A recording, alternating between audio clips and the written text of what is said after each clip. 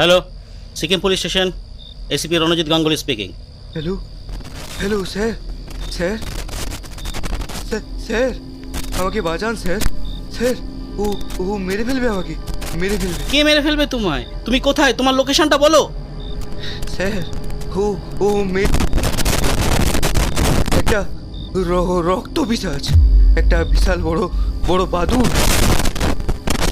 আমি আমি এই কাজ আর করবো না স্যার, এই কাজ আর করবো না। আমাকে আমাকে আমাকে বাঁচান। আমি ও আমি মজবুর ছিলাম স্যার, আমাকে বাঁচান স্যার। ও ও আমার রক্ত চায়, ও রক্তের।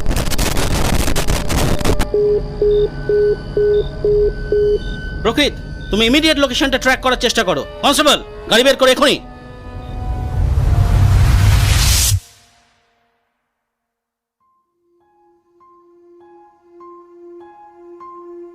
আষাঢ়ে গল্প, এক গল্প যা আপনার অপেক্ষায়। আজকে আষাঢ়ে গল্পের বিশেষ নিবেদন শুভজিৎ দাসের লেখা রক্তপিশাচ রহস্য। আজকের গল্পটি আষাঢ়ে গল্পের সম্পূর্ণ নিজস্ব গল্প। গল্পটি অনুপ্রাণিত হয়েছে শ্রী ষষ্ঠীপদ চট্টোপাধ্যায়ের লেখা পাণ্ডব গোয়েন্দা সিরিজ থেকে। তবে আমাদের এই ফ্যানমেড গল্পটি আসল প্রকাশিত পাণ্ডব গোয়েন্দার কোনো গল্পের সঙ্গে যোগাযোগ নেই। গল্পে শুধু পাণ্ডব গোয়েন্দার মুখ্য কিছু চরিত্রকে কোনো রকম অপব্যবহার না করে শ্রী ষষ্ঠীপদ চট্টোপাধ্যায়ের অসামান্য সৃষ্টি এই সিরিজটিকে আমরা শ্রদ্ধার সঙ্গে একটি ফ্যানমেড গল্পের দ্বারা তুলে ধরেছি। এই গল্পটার সাথে বাস্তব দুনিয়ার কোনো যোগাযোগ নেই। যদি থেকে থাকে তাহলে সেটি সম্পূর্ণ কাকতালীয় এবং অনিচ্ছাকৃত।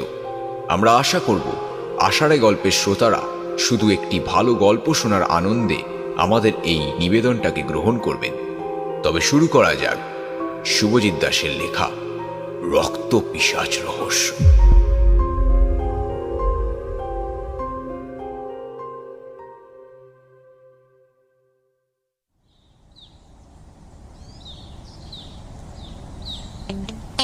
সূর্য আবার দক্ষিণে হেলে পড়েছে। তবে এবারে সূর্যি মামা এতটাই হেলে পড়েছে যে নভেম্বরের শুরু থেকেই শীত পুরো হাড়ে বিঁধছে। তবে এই শীতেও যারা পাড়া দাপিয়ে বেড়ায় তারা কোথায় কোথায় তারা? যারা টুম্পা কাকিমার থেকে ঝোলা গুড় কিনে শীতের প্রথম বউনি করে, যাদের সাহসী রক্ত এই শীতেও ঠান্ডা হয় না, সেই তাদেরই দেখে পাড়ার সোনাই, টুকাই, দীপক, রিঙ্কি আর প্রীতম ঠিক করে নিয়েছে যে তারা বড় হয়ে কি হবে। যাদের বুদ্ধিতে বড় বড় চোর ডাকাতও কাবু হয়ে যায়, তারা কোথায় কোথায় তারা? ওই তো আমাদের সেই পরিচিত পঞ্চপাণ্ডব মিত্তিরদের বাড়ির রোয়াকে বসে। হ্যাঁ, ওই তো ওরা। এই ছক্কা আর এই 3। বিলুদা, এবার তুমি চালো। দূর দূর, কোথায় শীতের সকালে গরম গরম মোমো, থুপ্পা, দার্জিলিং টি খেতে খেতে কাঞ্চনজঙ্ঘার বরফ দেখবো, সেখানে কিনা এই পোড়ো বাড়ির সামনে মশা দাঁড়াচ্ছি। ধুর, ভাল লাগে না বাবা। ও বাবলুদা, ভম্বলদা তো ঠিকই বলেছে গো।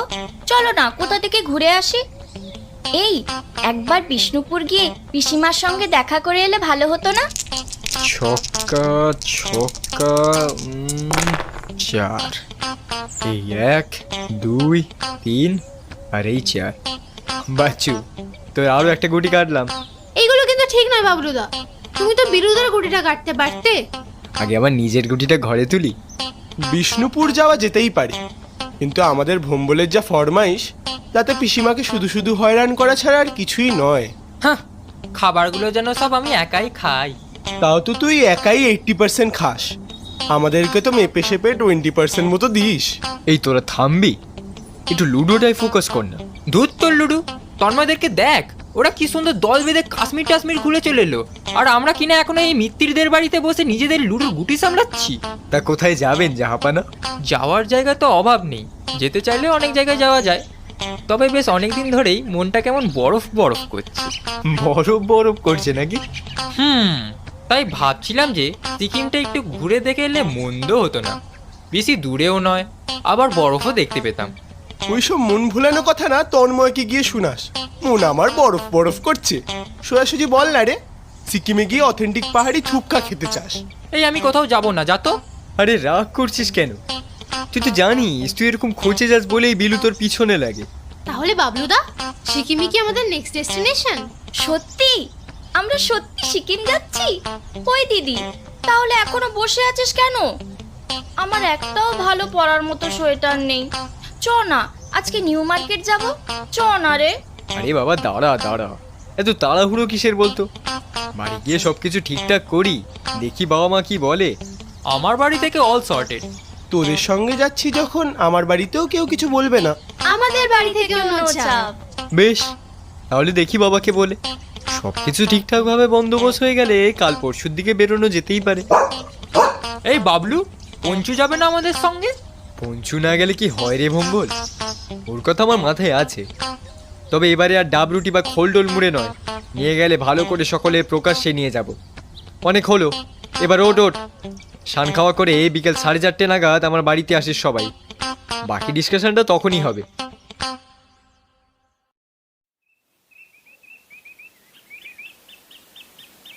বিকেল 4:28। আমাদের ভম্বল সর্দার একটা মস্ত বড় বাদাম পাটালি খেতে খেতে বাবলুদের বাড়ির গাড়ি বারান্দার গ্রিল ঠেলে ভেতরে ঢুকছে। এই তো চতুর্থ পাণ্ডব হাজির। এবার শুধু বিলু এলে এই ডিসকাশনটা শুরু করা যাবে। আর অপেক্ষা করতে হবে না বন্ধুরা, আমিও হাজির। এই বম্ভল, তুই একা একা পুরো পাটালিটা খেয়ে নিলি বল? একটু ভাগ দেওয়ার প্রয়োজন বোধ করলি না? তুই কি ভাবছিস আমি দেখিনি কিছু? আচ্ছা বাবা থাম না তোরা, এসে থেকেই তোরা দুজনে শুরু হয়ে গেলি। আমি তো কিছু বলিনি। বলবি কি করে? অত বড় একটা বাদাম পাটালি একেবারে মুখে পুরলে। ঠিক আছে ঠিক আছে, এবার একটু তোরা চুপ হলে এই আসল কথাটা বলার সুযোগ পাই। গুড বাবা, তুমিই বরঞ্চ গুড নিউজটা দাও সবাইকে। আমি? বেশ, আমি দিচ্ছি। আমার একজন ছোটবেলার বন্ধু আছে দেবেন্দ্র তিওয়ারি। আমরা একই সঙ্গে একই স্কুলে পড়েছি। স্কুল পাস করে দেবেন্দ্র নেট পরীক্ষায় এক চান্সে অল ইন্ডিয়া র্যাঙ্ক 234 এনে দিল্লিতে মেডিকেল পড়তে চলে যায়। তারপর মাঝে মাঝে যখনই কলকাতা আসতো, আমি দেবেন্দ্র আরও 2-1 বন্ধু মিলে একসঙ্গে রবীন্দ্র সদনের সিনেমা দেখতে যেতাম। পরের দিকে শুনলাম কী সব রিসার্চ ফিল্ডে কাজ টাজ পেয়ে ওনাকে কানাডা চলে গেছে। মাঝে 1বার না 2বার এসেছিল শুনেছি, যে ওই সময় নাকি ও একজন আমাদের বাংলার কোনো বাঙালি মেয়েকে পালিয়ে বিয়ে করে আবার কানাডাতে ফিরে যায়। কিন্তু দুঃখের বিষয় হলো, বিয়ের বছর 3 পরেই নাকি ওর বউ মারা যায়। আর সেই তবে থেকেই ও আর ওর মেয়ে আমাদেরই সিকিমের নামচিতে থাকছে। কিন্তু দেবেন্দ্রের দুঃখের তো কোনো শেষ নেই। বছর 5 আগে ওর ছোট 7 বছরের মেয়েটা অ্যাক্সিডেন্টে মারা যায়। এখন একাই থাকে। কিছুদিন আগে অবশ্যই তোর মা আর আমাকে ডেকেছিল ওদের বাড়ি একবার ঘুরে আসতে। সবসময় একা থাকে তো, তাই মানুষের সঙ্গ চায়। তাই ভাবলাম যে তোরা যখন সেই সিকিমে যাবি ঠিক করে নিয়েছিস, তাহলে আমাদের বদলে তোরাই দেবেন্দ্র বাড়ি ঘুরে আয়। তাহলে আমিও একটু নিশ্চিত হতে পারবো। কি বলিস? তোদের কোনো সমস্যা নেই তো? না না কাকু, আমাদের কোনো সমস্যা নেই। তবে তোরা আবার ওকে বেশি হয়রানি ফেলিস না যেন। কাকু, সেই নিয়ে আপনাকে কিছু চিন্তা করতে হবে না, আমরা সব ম্যানেজ করে নেব। এই না হলে আমার পঞ্চপাণ্ডব। অনেক ডিসকাশন হলো, এই নে গরম গরম পকোড়া। বাকি সব প্ল্যানিং পরে হবে, আগে এগুলো খেয়ে নে দেখি। নেতিয়ে গেলে কিন্তু ভালো লাগবে না। দেখ বাবারা, যাচ্ছিস যা, পিছু টান দেব না। তবে কোনো রকম পাকামি গোয়েন্দাগিরি চক্করে পড়েছিস জানতে পারলেই সেই দিন তোর বাবাকে বলে গাড়ি পাঠিয়ে ফেরত আনবো। তাই যেখানে যাবে সাবধানে যাবে, আর সবাই একসঙ্গে থাকবে। হ্যাঁ গো মা, তুমি এত চিন্তা করো না তো। ও হ্যাঁ, ভালো কথা। তোরা এবারে গাড়িতে করে যাচ্ছিস, আর ট্রেনের ঝামেলা নেই। আমি ড্রাইভার ঠিক করে দিয়েছি, কাল ভোরে চলে আসবে। আরে জিও কাকু জিও, এবার তাহলে পঞ্চুও আমাদের সঙ্গে বিন্দাস যেতে পারবে। কি পঞ্চু, তুইও রেডি তো যাওয়ার জন্য? হুই চিয়ার্স ফর কাকু, হিপ হিপ হুররে, হুই চিয়ার্স ফর কাকু। Hip hip hurray. হয়েছে, অনেক হয়েছে। তাড়াতাড়ি বাড়ি গিয়ে সব গোছগাছ করে নে, কাল সকাল সকাল বেরোতে হবে আবার। এই দিদি, আমি কালকে পঞ্চুকে কোলে নিয়ে বসবো রে, প্লিজ। আচ্ছা বাবা বসিস। পঞ্চু, তুই আমার সঙ্গে বসবি তোরে?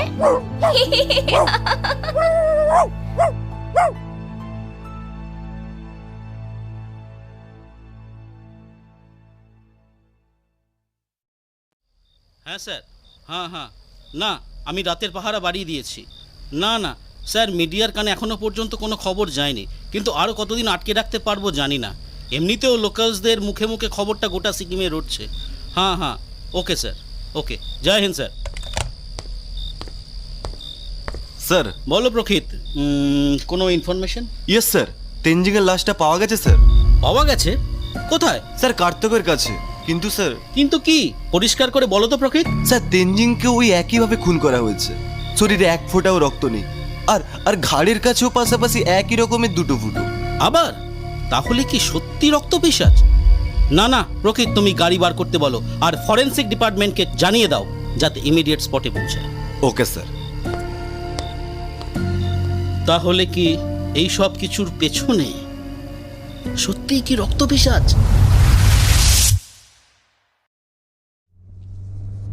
ভম্বলদা, আ দিয়ে।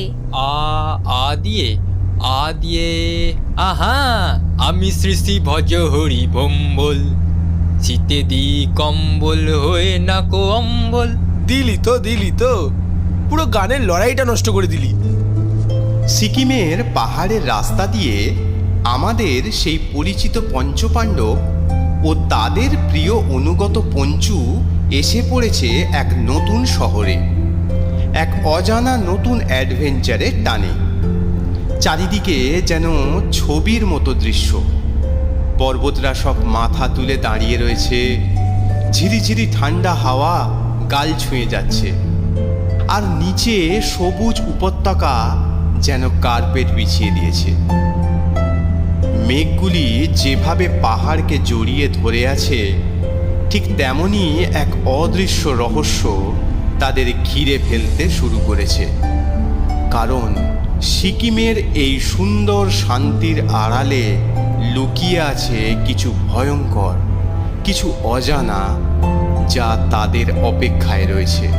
দিদি দেখ দেখ, কত সুন্দর লাগছে না? ওই দেখ দূরের পাহাড়গুলো। পাহাড় দেখে কি পেট ভরবে রে? ও দাদা, আরো কত দূর? এই তো বাবু, সিকিম आ गया और 3-4 किलोमीटर रास्ता है। না, আর পারা যাচ্ছে না। বলছি ও দাদা, এখানে সামনে কোথাও ভালো খাবারের দোকান আছে নাকি? দেখো না গো। खाना का दुकानेर तो अभाव नहीं, तबे একটা दुकान है, पहाड़ी खावा खिलाता है। आप कोलकाता जाके भी नाम लेंगे। আমার সঙ্গে যখন টুরিস্ট পার্টি আসে তখন সেই দোকান पे ही ले जाता है मस्ट। একবারে এক ক্লাস খায়া বানায় ওরা। বাহ বাহ বাহ বাহ বাহ, দারুণ দারুণ। তাহলে আর অপেক্ষা কিসের, চলুন। অ্যালি গোমফা রোড, বেলা 10:37। আমাদের ভম্বল সর্দারের আবদারে সবাই মিলে পাহাড়ি ধাবাতে এসেছে এতক্ষণের পথযাত্রার উপোস ভঙ্গ করতে। বলুন সাবজি, কি খাবেন? কি খাবো? এত ভাবার কি আছে? কলকাতা থেকেই তো ভেবে এসেছিলি যে অথেন্টিক পাহাড়ি থুপকা খাবে। আসলে মেনুটা দেখে না একটু কনফিউজ হয়ে গেছিলাম আর কি। দাদা, আমার জন্য একটা চিকেন থুপকা। আর তোরা কি খাবি রে? আমরাও থুপকা খাবো। দাদা, আপনি 6টা চিকেন থুপকা করে দিন, আর 6 পিস সেল রুটি, আর 2 প্লেট চিলি চিকেন করে দিন। আর কিছু সাবজি? না না, আর কিছু লাগবে না। ও হ্যাঁ, আপনাদের এখানে পেট মানে কুকুর অ্যালাউ আছে তো? দাঁড়ান সাবজি, আমি মালিককে জিজ্ঞাসা করে এক্ষুনি জানাচ্ছি। দিদি দেখ, এই রেস্টুরেন্টটা কত সুন্দর জায়গায়। এদের এখানে জানলা দিয়েও দূরের পাহাড়গুলো দেখা যাচ্ছে। আচ্ছা দিদি, আমরা এখানে সি লেভেল থেকে কত উচ্চতায় আছি রে? তা প্রায় 5-5.5 ফিট তো হবেই। এই নিয়ে 7টা হলো। বলেন কি 7টা? আরে হ্যাঁ, কালকে তুই পুলিশ অফিসারের লাশটা পেল কার্তিক থেকে, এটাও নাকি সেই সেম ভাবে খুন হয়েছে। তবে কি সত্যি রক্তপিশাচ ঘুরে বেড়াচ্ছে সিকিমের এই জঙ্গলে? কে জানে, বউ বাচ্চা কিনে থাকি তো সব সময় ভয়ে ভয়ে থাকতে হবে। এই নিন সাবজি, আপনাদের চিকেন থুপকা। আর হ্যাঁ, মালিক বলল যে কুকুর আনতে পারেন ভিতরে। তবে যেন অন্য কাস্টমারদের কিছু না করে। অনেক ধন্যবাদ। আচ্ছা দাদা, শুনছি নাকি এখানে কি সব খুন খারাপি চলছে? আর বলবেন না সাবজি, বিগত 1 মাসের মধ্যে এ নিয়ে 7টা খুন হয়ে গেল।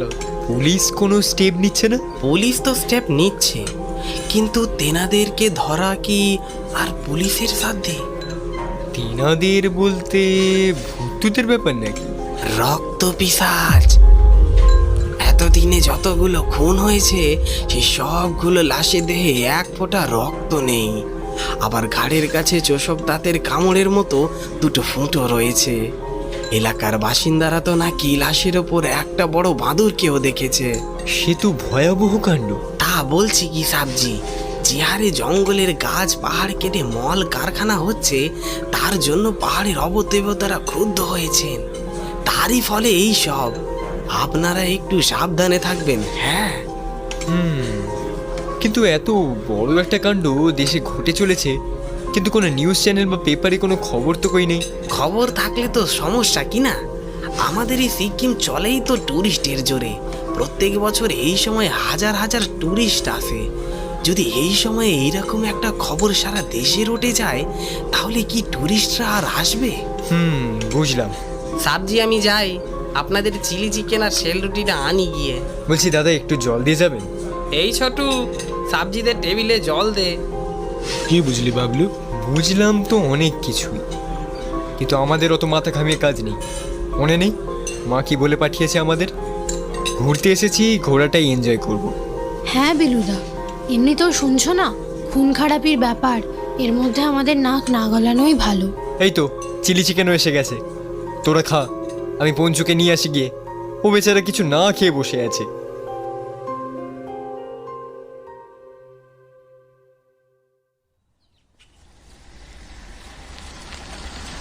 বারোটা বেজে 25 মিনিট। আমাদের পঞ্চপাণ্ডব অবশেষে তাদের গন্তব্যস্থানে পৌঁছে গেছে।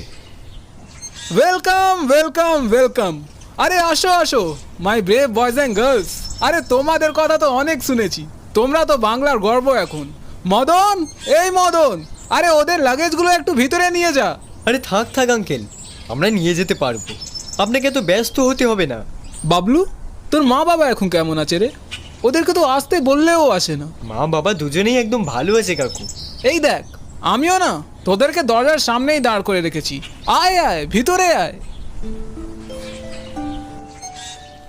দোতলা বিরাট বড় বাগান বাড়ি দেবেন্দ্র তিওয়ারির, কিন্তু থাকার মতো চাকর নিয়ে ওই দুজনই। বাড়ির সামনে গ্যারাজে একটা স্করপিও আর একটা বুলেট দাঁড় করানো রয়েছে। মেন গেট দিয়ে ঢুকেই একটা মস্ত বড় বাগান পড়বে, সুন্দর ছোট ছোট ফুল গাছ দিয়ে সাজানো সেটা। তাদের মাঝে আসল বাড়ির ঠিক সামনে একটি অপূর্ব ফোয়ারা রয়েছে। বাড়িতে ঢুকেই বড় ড্রয়িং এরিয়ার সামনে দিয়ে একটা সিঁড়ি উঠে যাচ্ছে সোজা দোতলায়। দোতলা সিঁড়ির বাঁদিকের ওই কোণের রুমটায় থাকেন দেবেন্দ্র তিওয়ারি নিজেই, আর ডান দিকের রান্নাঘরের ঠিক পাশেই যে ছোট্ট রুমটা আছে সেখানে থাকে মদন। উপরে বাথরুম নিয়ে মোট 5টা রুম, তার মধ্যে একটি দেবেন্দ্র তিওয়ারি রিসার্চ পারপাসে ইউজ করেন। দোতলার একদম পশ্চিম দিকের ঘরটির লাগোয়া একটি ব্যালকনি রয়েছে, সেখানে কিনা আমাদের পঞ্চপাণ্ডব এখন দাঁড়িয়ে দূরের কাঞ্চনজঙ্ঘার অপরূপ সুন্দর দৃশ্য উপভোগ করছে। দিদি, ওই দূরে বরফ ঢাকা পর্বতটা কাঞ্চনজঙ্ঘা না? হ্যাঁ, ওটাই কাঞ্চনজঙ্ঘা, বিশ্বের 3য় সবচেয়ে উচ্চতম পর্বত। এর উচ্চতা 25,169 ফুট। জানিস বোন, 1852 সাল পর্যন্ত কাঞ্চনজঙ্ঘা পৃথিবীর সবচেয়ে উচ্চতম পর্বত হিসেবে মানা হতো। পরে ব্রিটিশ সরকার গ্রেট ত্রিকোণমিতিক সার্ভে করার পর 1856 সালে মাউন্ট এভারেস্টকে পৃথিবীর সবচেয়ে উচ্চতম পর্বত খেতাবটি দেওয়া হয়েছিল। কি পাণ্ডব সেনা, খাওয়া দাওয়া হবে নাকি সারাদিন পাহাড়ি দেখে যাবে? হ্যাঁ, তো ব্যস্ত হতে হবে না আঙ্কেল, আমরা এখানে আসার ঠিক আগে এই পাহাড়ি ধাবা থেকে খেয়ে এসেছি। কিন্তু ভম্বলের মনে হয় খিদে পেয়ে গেছে। কি বলিস ভম্বল? পাহাড়ি ধাবা সে তো দারুণ ধাবা। আরে ওদের চাটা যা বানায় না, একদম মুখে লেগে থাকার মতো। এ বাবা, আগে জানলে মিস করতাম না। চিন্তা কিসের, এখন তো আজও বেশ কদিন, আর এখান থেকে পাহাড়ির হাওয়া বেশি দূরেও নয়, একদিন খেয়ে এসো না হয়। আচ্ছা কাকু, আপনি এখন কি করেন? এ বাবা সরি, কিছু মাইন্ড করবেন না আবার। না না, মাইন্ড করার কি আছে, আসল তেমন কিছু এখন আর করি না। ওই দু একটা ফার্মে কিছু গাছপালা আর পশু পাখির চেক আপ করি, ওষুধ তো শুদ্ধি, আর মাঝে স্থানীয় কিছু ভুটিয়ে লেপচাদের রোগ জ্বালা হলে চিকিৎসা করি। ভুটিয়া লেপচাটা আবার কি রে দিদি? ভুটিয়া লেপচা হলো ভারতের দুই প্রধান জাতিগোষ্ঠী বা আদিবাসী বলতে পারিস। এদের মধ্যে লেপচারা সিকিমের প্রাচীন আদিবাসী হিসেবে পরিচিত, কিন্তু ভুটিয়ারা চিরকাল এখানে থাকতো না। এরা 14 শতকের দিকে তিব্বত থেকে ভারতে এসে বসবাস করা শুরু করে। একদমই ঠিক বলেছো। তা বাবারা লাঞ্চটা করে নাও, আমি মদনকে বলে এসেছি খাবার টেবিলে রেডি করতে। তারপর না হয় এদিকে এদিকে একটু ঘুরে এসো, কিন্তু বেশি রাত করো না আবার। কেন আঙ্কেল, অন্ধকার নামলে কি কোনো সমস্যা আছে? না মানে আসার সময় এই স্থানীয়দের মুখেই শুনেছিলাম যে ইদানিংকে নাকি এই সিকিম অঞ্চলে কোনো রকম এক রক্ত পিশাচের কোপে বেশ কিছু খুন হচ্ছে। রক্ত পিশাচ নাকি? ওইগুলো সব ভুয়ো খবর, ওতে অত কান দেবে না তো। এই আর্টিফিশিয়াল ইন্টেলিজেন্সের যুগে নাকি রক্ত পিশাচ। আসলে কি বলতো বাবা, এখান থেকে ইন্ডিয়ার চিকেন নেক খুব একটা দূরে নয়, তাই বিভিন্ন শত্রু দেশের টেররিস্ট বা উগ্রপন্থীদের আনাগোনা এদানিংকে কিছু বেড়েছে। ও তাহলে এই ব্যাপার। বাবু, ও বাবু, খাবার টেবিলে বেড়ে দিছি। ওই যে মদন ডাকছে, চলো লাঞ্চটা সেরে ফেলো আগে। দুপুরের খাওয়া দাওয়াটা জমিয়ে হলো। বাসমতি চালের ঝরঝরে পিস পোলাও, মাটন রোগন জোশ, চিকেন দো পেঁয়াজা, আরও একটা ইউনিক ডিশ ছিল গ্রিলড রেইনবো ট্রাউট। সব শেষে সিকিমের স্পেশাল কিছু মিষ্টি আর ধান কি ক্ষীর দিয়ে খাওয়া শেষ হলো। মদন নিজে বাঙালি হলেও বেশ কিছু বছর ধরে সিকিমেই রয়েছে, তাই এখানকার কিছু বিখ্যাত পদ তার হাতের খুন্তির ডগায়। উফ মদন দা, কি রেঁধেছ মায়েরি! কলকাতাতে ফিরে গেলে তোমাকে খুব মিস করবো গো। তো আজ কোন দিকে যাবে? আজকে আলু থাকতে থাকতে ওই শুধু সিদ্ধেশ্বর ধাম আর রোজ গার্ডেনটা দেখে আসবো। তারপর ফেরার পথে লালবাজার মার্কেট প্লেসটা একটু ঘুরে ওই 7-8টার মধ্যে এখানে ব্যাক করার চেষ্টা করব। তাহলে আমি বরঞ্চ ড্রাইভার ঠিক করে দিই, তোমরা আমার স্করপিওটা নিয়েই যাও। অনেক ধন্যবাদ কাকু। আপনিও চলুন না আঙ্কেল আমাদের সঙ্গে। যাওয়ার তো ইচ্ছে ছিল, কিন্তু বাবা আমাকে একটু লোয়ার পেয়ংয়ের দিকে যেতে হবে। ওইখানে একটা পিক ফার্মে গ্রিজি পিক ডিজিজ দেখা দিয়েছে। ওহো, আচ্ছা আচ্ছা। তোমরা রেস্ট নিয়ে বেলা বেলা বেরিয়ে পড়ো, আমিও এই বেলায় বেরিয়ে যাব, তাহলে সন্ধে সন্ধে আসতে পারবো তাড়াতাড়ি। ও হ্যাঁ, রাত্রে বারবিকিউ হবে, মদনকে সব বলা আছে, তাই পারলে একটু তাড়াতাড়ি এসো, কারণ বেশি রাত হলে এইদিকে আবার ঠান্ডা প্রচুর বেড়ে যায়। লাভ ইউ কাকু, লাভ ইউ। আমি আসি, তোমরা বরং এনজয় করো। হ্যাঁ হ্যাঁ কাকু, আপনি একদম নিশ্চিন্তে থাকুন। বাবলুদা, গ্রিজি পিক ডিজিজটা কি গো? Greasy pig disease? Greasy pig disease হচ্ছে একটা শূকরদের সংক্রামক রোগ, স্কিন ডিজিজ আর কি। কিন্তু কিন্তু কি গো বাবলুদা? না না কিছু না। এই তোরা দেরি করিস না, তাড়াতাড়ি রেডি হয়ে নে।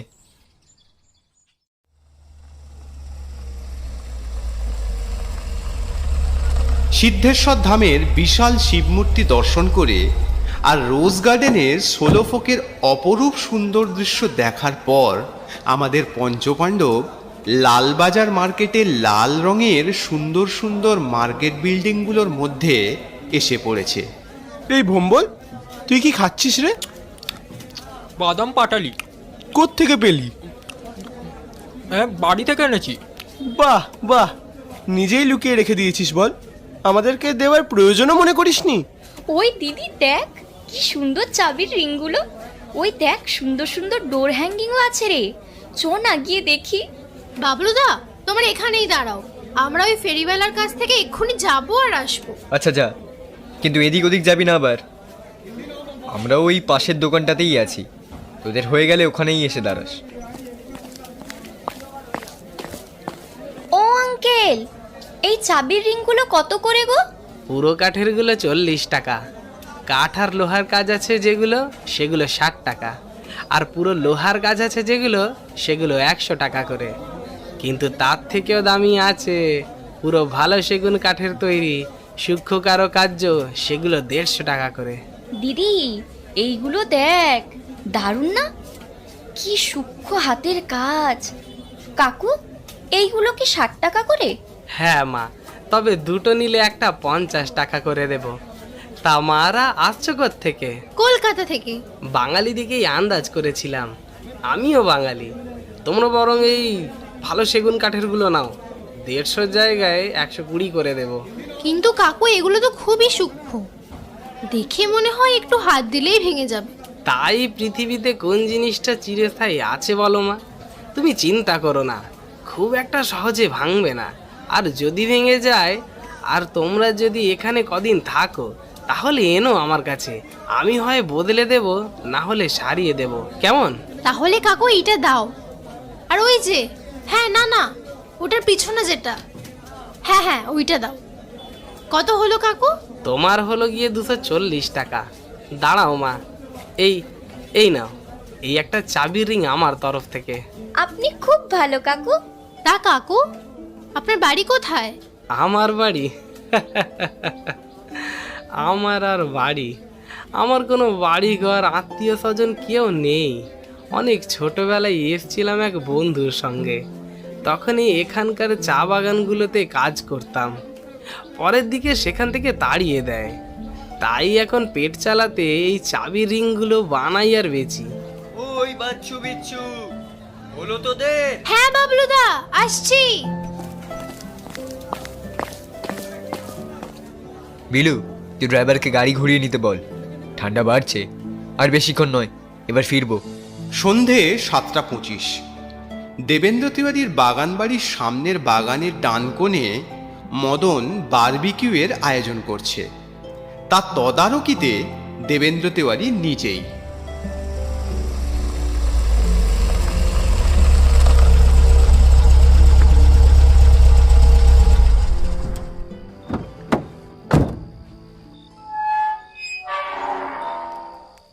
ঘোড়া কেমন হলো? দারুণ ঘুরলাম কাকু। ওয়েদার একটু ফগি ছিল, কিন্তু আপনার ড্রাইভার যা স্কিলফুল, তাতে এই ফগি ওয়েদারে খুব একটা অসুবিধা হয়নি। বাহ বাহ বাহ বাহ, শুনে ভালো লাগলো। তাই এইদিকেও মদন সব রেডি করে রেখেছে, তোমরা একটু ফ্রেশ হয়ে আসো, তাহলে বনফায়ারটা শুরু করা যাবে। ও হ্যাঁ, রাতে শীত কিন্তু বাড়বে, তাই আরও একটা সোয়েটার পরে আসবে। মিনিট 10 পর সবাই মিলে নিচে বাগানে একত্রিত হলো। এই বিলু, তোর গিটারটা কি শুধু শুধু কাঁধে করে ঘুরবি বলেই নিয়ে এসেছিস? একটা গান টান ধর। আমি একা কেন, সবাই একসঙ্গে ধর।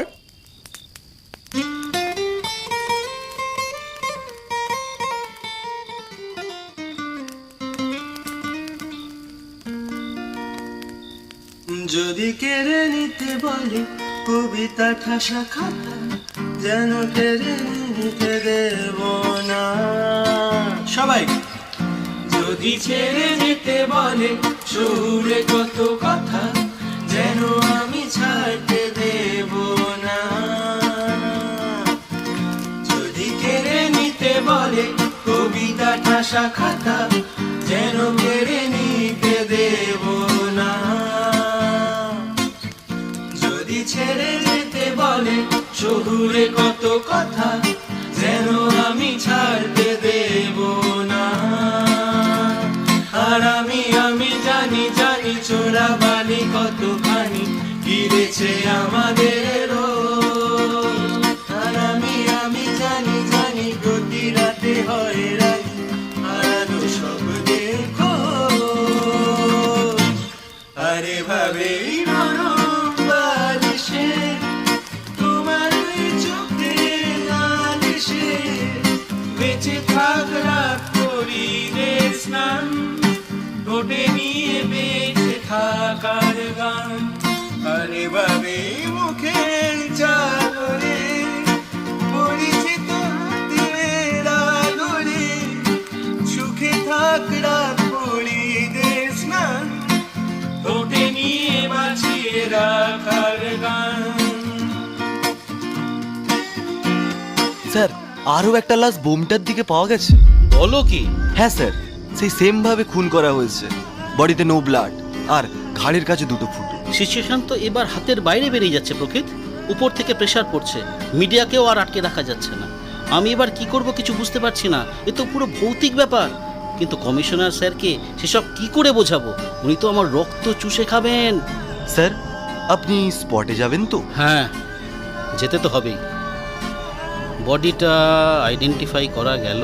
আইডেন্টিফিকেশন চলছে স্যার, লোকাল লোকজন দেখছে, কিন্তু এখনো পর্যন্ত চেনা যায়নি। তাহলে কি সত্যি কি সিকিমের জঙ্গলে কোনো অপদেবতা জেগে উঠেছে? যদি নিমেষে হারালে জীবনে পরিপাটি, তবু হেরে যেতে দেব না। যদি বেছে দিতে বলে শিকড়ে বাঁধা মাটি, যেন আমি বেঁচে দেব না। আর আমি জানি জানি চোরা বালি কতখানি গিলেছে আমাদের রোগ। আর আমি জানি জানি প্রতি রাতে হয় রানী হারানো স্বপ্নের খোঁজ। আরে ভাবে নরম বালিশে তোমার ওই চোখের নালিশে বেঁচে থাক রাত পরিদের স্নান, ঠোঁটে নিয়ে বেঁচে থাকার গান। আরে ভাবে মুখের চাদরে পরিচিত হাতের আদরে সুখে থাক রাত পরিদের স্নান, ঠোঁটে নিয়ে বাঁচিয়ে রাখার গান। আর আমি জানি জানি আমি জানি জানি আমি জানি জানি আমি।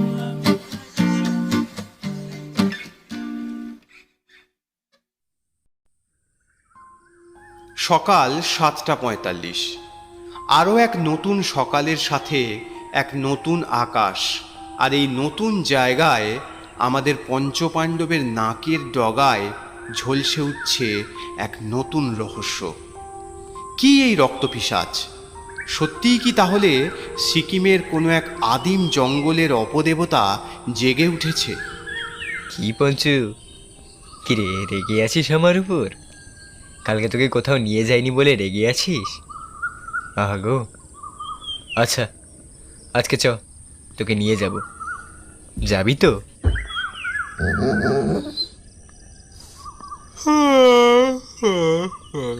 আরে ভোম্বল যে, এত তাড়াতাড়ি উঠে পড়লি? খিদে পেয়ে গেল রে বাবলু।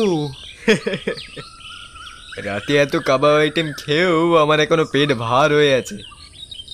ঠিক আছে, চ। বাকিরা উঠেছে? না রে না, মনটা চা করছে রে বাবলু। চ না তাহলে, পাহাড়ি ধাবার স্পেশাল চাটা এই সুযোগে ট্রাই করে আসি। আর এক কাজ করি, মদনদাকে বলে বরঞ্চ একটা থার্মোফ্লাক্স নিয়ে নিই, তাহলে বাকিদের জন্যও আনতে পারবো। হ্যাঁ রে পঞ্চু, তোকেও নিয়ে যাব। আজকে তোকে আর এখানে একা ছেড়ে যাব না। বাবলু বাবলু চল, আমি রেডি। না, বিলু তাহলে ঠিকই বলে, খাওয়ার কথা শুনলে তুই সবার আগে রেডি। সিকিমের সকাল যেন নিজেই এক নীরব জাদু। পাহাড়ের মাথায় ঝুলে থাকা মেঘ, দূরে বরফে ঢাকা চূড়া, আর চারিদিকের নীরবতা মিলিয়ে তৈরি হয়েছে এক স্বপ্নের মতো দৃশ্য। সাধারণত সিকিমের সকাল মানেই ঠান্ডা হাওয়া আর হালকা কুয়াশা, কিন্তু আজ যেন কুয়াশাটা বেশ অনেকটাই ঘন, আকাশটাও আরও বেশি ধূসর, আর ঠান্ডাটাও যেন হাড়ের ভিতর প্রচণ্ড বিঁধে যাচ্ছে। এমন অস্বাভাবিক কুয়াশাময় সকালে ধীরে ধীরে এগিয়ে চলেছে বাবলু, ভোম্বল আর পঞ্চু। রাস্তা কাঁপানো ঠান্ডা হাওয়া আর পাহাড়ের পেঁচানো পথ পেরিয়ে তারা যাচ্ছে পাহাড়ি ধাবার দিকে। এই যা, আগের বারে যে ওয়েটারটা আমাদের সার্ভ করেছিল তার তো নামটাই জানা হয়নি। তাসি রে, ওর নাম তাসি। তুই কি করে জানলি? ভোমলা রে, বিলু ঠিকই বলে, খাওয়ার পেলে তুই সব ভুলে যাস। আগের বার যখন এসেছিলাম তখন আমাদের অর্ডারটা রেডি হতে এই ভিতর থেকে ছোটু ডাকলো না, তাসি ভাইয়া বলে। ও তা হবে হয়তো। ও তাসি ভাইয়া, তাসিদা তাসি ভাইয়াকে খুঁজছো? সে তো পালিয়েছে। পালিয়েছে মানে? কে জানে, কাল সন্ধ্যে থেকেই তো তার পাত্তা পাওয়া যাচ্ছে না। তা দাদা বাবুরা, আপনারা কি কিছু খাবেন নাকি শুধু তাসির খোঁজ করতেই এসেছেন? হ্যাঁ, তুমি দুটো স্পেশাল টি আর 3টে চিকেন স্যুপ করে দিও। আর এই ফ্লাক্সটা নাও, এতে 5 কাপ ওই স্পেশাল টি একটু পার্সেল করে দিও। এক্ষুনি আনছি। আর হ্যাঁ, আপনাদের এই কুকুরটাকে কিন্তু দেখে শুনে রাখবেন। নিশ্চিন্তে থেকো, আমি না বললে পঞ্চু কাউকে কিচ্ছু করবে না। এই বাবলু, আজ কোন দিকে যাওয়া হবে রে? আজকে সামদুপসে নামছি রক গার্ডেন, আর কুয়াশা একটু পরিষ্কার হলে তিরিখলো ওয়াটারফল দেখে ওই ফসিল মিউজিয়ামের দিকে যাব। তাহলে কাঞ্চনজঙ্ঘার দিকে কবে যাব রে? মনটা যে বেজায় বরফ বরফ করছে। দাদা বাবুরা, এই যে আপনাদের চা আর স্যুপ, আর কিছু কি লাগবে? না থ্যাংক ইউ। ও হ্যাঁ, বলছি ছোটু, এই দাসী ভাইয়া কি আগেও এরকম করেছে নাকি? না মানে তুমি যেভাবে এত সহজে বললে যে পালিয়েছে। এতে সহজ কঠিনের কোনো প্রশ্নই নেই দাদা বাবু। হ্যাঁ, এটা মানছি যে তাসি এইরকম আগে কখনো করেনি, কিন্তু দাদা বাবুরা, টাকার লোভ পেলে কেন করবে না বলুন তো? নিশ্চয়ই কাছে পিঠে কোথাও চুরি টুরি করে পালিয়েছে। তা পালিয়েছে বলছো যে, কোথায় পালিয়েছে জানো কিছু? মানে দেশের বাড়িটারি নাকি? না, ওর আবার দেশের বাড়ি? ওর 3 কুলে কেউ নেই। আগে তো ওই রাস্তার ওপাশে বসে ভিক্ষা করতো, কিন্তু বেশ পরিষ্কার পরিচ্ছন্ন বলে বাবা ওকে এই 1 সপ্তাহ মতন কাজে রেখেছে। তোমার ওকে এত সন্দেহ হচ্ছে কেন যে ও চুরি করেই পালিয়েছে? তোমাদের কিছু চুরি গেছে নাকি? না, আমাদের তো কিছু চুরি যায়নি। তবে এটা তো পরিষ্কার, এত ভালো চাকরি, থাকা খাওয়া, মাসের শেষে কম করে হলেও 3000 টাকা হাত খরচ, এ তো ওর জন্য স্বর্গ ছিল। শুধু এটাই তো মাথায় ঢুকছে না যে গেল তো গেল, ও নিজের জিনিসপত্র ফেলে গেল কেন? ও তো নিজের জিনিস সহজে হাতছাড়া করে না। ওর জিনিস বলতে? 3 সেট জামা আর একটা পুরনো চামড়ার জুতো। ও বলতো যে ওই জুতোটা নাকি ওর বাবা দিয়েছে। আর হ্যাঁ, আরেকটা ছবিও থাকতো ওর জামার বুক পকেটে, ওর মায়ের ছবি, মা বাবার শেষ স্মৃতি আর কি। সেগুলো দেখি যেমন কে তেমনই পড়ে আছে।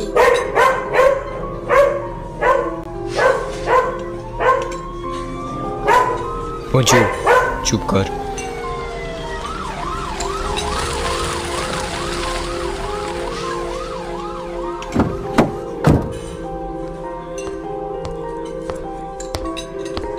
রোহিত, তুমি যাও দোকানের মালিককে ডেকে আনো, বডিটা ইমিডিয়েট আইডেন্টিফাই করতে হবে। এই বাবু শোন, এদিকে। কে? আমি? হ্যাঁ তুই। দেখ তো, একে চিনিস? তাসি স্যার, এ তো তাসি, আমাদের এখানে ওয়েটারের কাজ করতো। ওর এরকম অবস্থা কে করলো? লোকালসরা তাহলে ঠিক আইডেন্টিফাই করেছিল।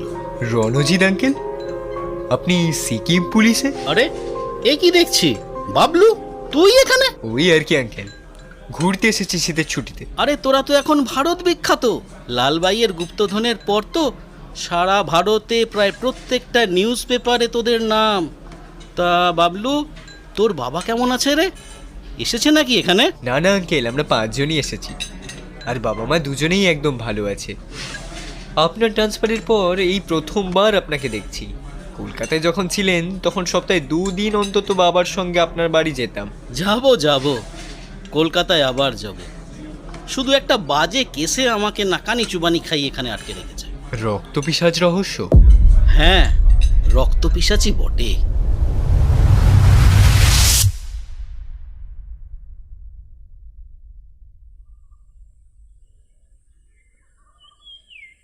আটটা বেজে 13 মিনিট। এদিকে বাবলুদের বেরোনোর কিছুক্ষণ পরেই দলের বাকি 3 জন সদস্যের নিদ্রাও ভঙ্গ হলো। বিলুদা, আরে ও বিলুদা, আর কত ঘুমাবে? হ্যাঁ, কি বলছিস বাচ্চু? আরে ওঠো। কটা বাজে রে বাচ্চু? 8:15 বাজে। ও, তাহলে আর একটু ঘুমিয়ে নি। এই তুমি কি বলো তো, ঘুরতে এসব পড়ে পড়ে ঘুমাবে? আরে বাবলুদারা আমাদের ফেলে কোথায় চলে গেছে। হ্যাঁ, কি বলিস? কোথায় গেছে বাবলু? জানলে তো হয়েই যেত। তখন থেকে ফোন করছি কিন্তু সার্ভার আনরিচেবল বলছে। ভোম্বলদার পঞ্চকেও তো দেখতে পাচ্ছি না। ভোম্বলের ফোনে কল কর না। আরে ভোম্বলদা ফোন ফেলে গেছে, ওই তো দেখো। ও, এই বিচ্ছু কোথায় রে? আর বলো না, পাগলি বোন আমার কালকে লালবাজার থেকে ওই একটা চাবি রিং কিনে এনেছিল না, ওর ওটা এতই পছন্দ হয়েছে যে কালকে আমি এত করে বললাম যে ওটা মাথার ধারে নিয়ে ঘুমাস না, শুনলই না। সকালে উঠে দেখলো যে মাটিতে পড়ে আছে, নিশ্চয়ই ঘুমের ঘরে ফেলে দিয়েছে। ওটা এমনিতেই যা সূক্ষ্ম জিনিস, গেছে ভেঙে, এখন বারান্দার চেয়ারে মন শুকনো করে বসে আছে। দিদি আসছি রে, দাঁড়া। বিরুদা তাড়াতাড়ি আসো দেখি। বারান্দায় আমাদের সবচেয়ে কনিষ্ঠ পাণ্ডব তার হাতের সেই ভাঙা চাবির রিংটা নিয়ে বেজায় মন খারাপ করে বসে আছে। কি হয়েছে বিচ্ছু, মন খারাপ কেন? দেখোই না বিলুদা, এই চাবির রিংটা ভেঙে গেছে। ভেবেছিলাম এটা মাকে গিফট দেব, কিন্তু ওয়ে বিচ্ছু, আরে চিয়ার আপ, এত মন খারাপ কিসের বলতো? আরে আমরা তো এখনো এখানেই আছি, একবার ওই চাবির রিং কাকুটার কাছে গেলেই তো সারিয়ে দেবে। আচ্ছা, তো মন খারাপ করিস না তো, বাবলুরা একবার ফিরে আসুক তারপরেই যাব না হয়। কিন্তু বাবলুরা এত সকাল সকাল গেল কোথায়? দাদা বাবুরা তো পাহাড়ি ধাবা গেছে। পাহাড়ি ধাবা? হ্যাঁ গো, আমার কাছে তো চা আনবে বলে ফ্লাস্কও নিয়ে গেল। ও, আমরা অনেক রাত করে ঘুমোতে গেছিলাম বলে তাই মনে হয় আমাদের আর জাগায়নি। বিলুদা, ও বিলুদা, বাবলুদারা যতক্ষণ আসছে ততক্ষণ চলো না গো, আমরা ঘুরে আসি ওই চাবি রিং কাকুটার কাছ থেকে। হ্যাঁ, তা যাওয়া যেতেই পারে। রেডি হয় না তাহলে? বলছি মদনদা, বাবলুরা যদি এখানে ফেরে তাহলে ওদেরকে আমাদের জন্য অপেক্ষা করতে বলো। আচ্ছা দাদা বাবু। আচ্ছা মদনদা, দেবেন্দ্র আঙ্কেল এখনো ওঠেননি? দেবেন্দ্র বাবু সে তো কোন ভোরে বেরিয়ে গেছেন, কোন ফার্মে না কোথায় যাবেন বলে বেরিয়ে গেলেন। আচ্ছা আচ্ছা, বিলুদা আমি কিন্তু রেডিই আছি। এই তো আমিও এসে গেছি টুপি নিয়ে, চলো এবার। লালবাজারের লাল রঙের বিল্ডিংগুলো এই কুয়াশাময় পরিবেশের মধ্যেও নিজেদের অস্তিত্বের প্রমাণ তাদের টুকটুকে উষ্ণ লাল রঙের সহজ সরল কিন্তু খুব সুন্দর পোর্ট্রেটের মতো প্রতিচ্ছবির সাহায্যে জাহির করছে। এই দিদি, কই রে? আগের দিন তো এখানেই বসেছিল কাকু। আজকে মনে হয় কাকু বসেইনি। আজকের আবহাওয়া দেখছিস না, চারদিকে একটু বেশি কুয়াশা, কিছু ঠিক মতো দেখাই যাচ্ছে না। এই শীতে তোদের চাবির রিং কাকু বসবে বলে তো মনে হয় না। দাঁড়া তো, আমি ওই দিক থেকে দেখে আসছি। দিদি রে, ওই দিদি দেখ, ওই যে ওখানে, আরে ওই দিকে। হ্যাঁ হ্যাঁ, ওটাই তো। হ্যাঁ ঠিক তো, ওই তো কাকু। ও ফেরিওয়ালা কাকু। এই কারা তোমরা? আমায় ছাড়ো, ছাড়ো আমায়, ছাড়ো, ছাড়ো। কে তোমরা? আমায় ধরে কোথায় নিয়ে যাচ্ছ? দিদি, আমায় ছাড়ো। ওই দিদি, ছাড়ো আমায়। দিদি দেখ দেখ, ওটা কে? এরকম করে চেপে ধরে ফেরিওয়ালা কাকুটাকে নিয়ে যাচ্ছে কেন? স্ট্রেঞ্জ, দেখে তো স্বাভাবিক চেনা পরিচিত কেউ বলে মনে হচ্ছে না। এই দিদি, কিডন্যাপার নয় তো? হতে পারে বোন, তুই গিয়ে তাড়াতাড়ি বিরুদার লোকজন ডেকে আন। আমি এখানে দাঁড়িয়েই নজর রাখছি, সরাসরি সামনে যাওয়ার রিস্ক হতে পারে। না না, আমি তোকে এখানে একা ছেড়ে কোথাও যাব না। আমি কোথাও যাব না বলছি তো, তুই তাড়াতাড়ি যা। আমি এক্ষুনি যাচ্ছি আর আসছি। একজনই মনে হয় আছে, ওই ড্রাইভার আর ওই কিডন্যাপার। পিকআপ ট্রাকটা এমনভাবে আড়াআড়ি করে দাঁড় করিয়েছে যে কিছু দেখাই যাচ্ছে না। দিদি, এই দিদি, বিলুদাকে তো এদিকে কোথাও পেলাম না, আর এদিকে একটা দোকানও খোলা নেই, পুরো ধুধু কুয়াশা প্রান্তর। আমার তোর জন্য খুব ভয় করছিল, তাই এখানে চলে এসেছি। গাড়িটা স্টার্ট দিচ্ছে রে বিচ্ছু, শীতে ইঞ্জিন জাম হয়েছে বলে মনে হয় স্টার্ট নিচ্ছে না সহজে। হেই দিদি দেখ, গাড়ির পেছনটা বেশ অনেকটাই তিরপল চাপানো। বুঝেছি বোন, তুই কি বলতে চাইছিস। চ তাড়াতাড়ি উঠে বসি।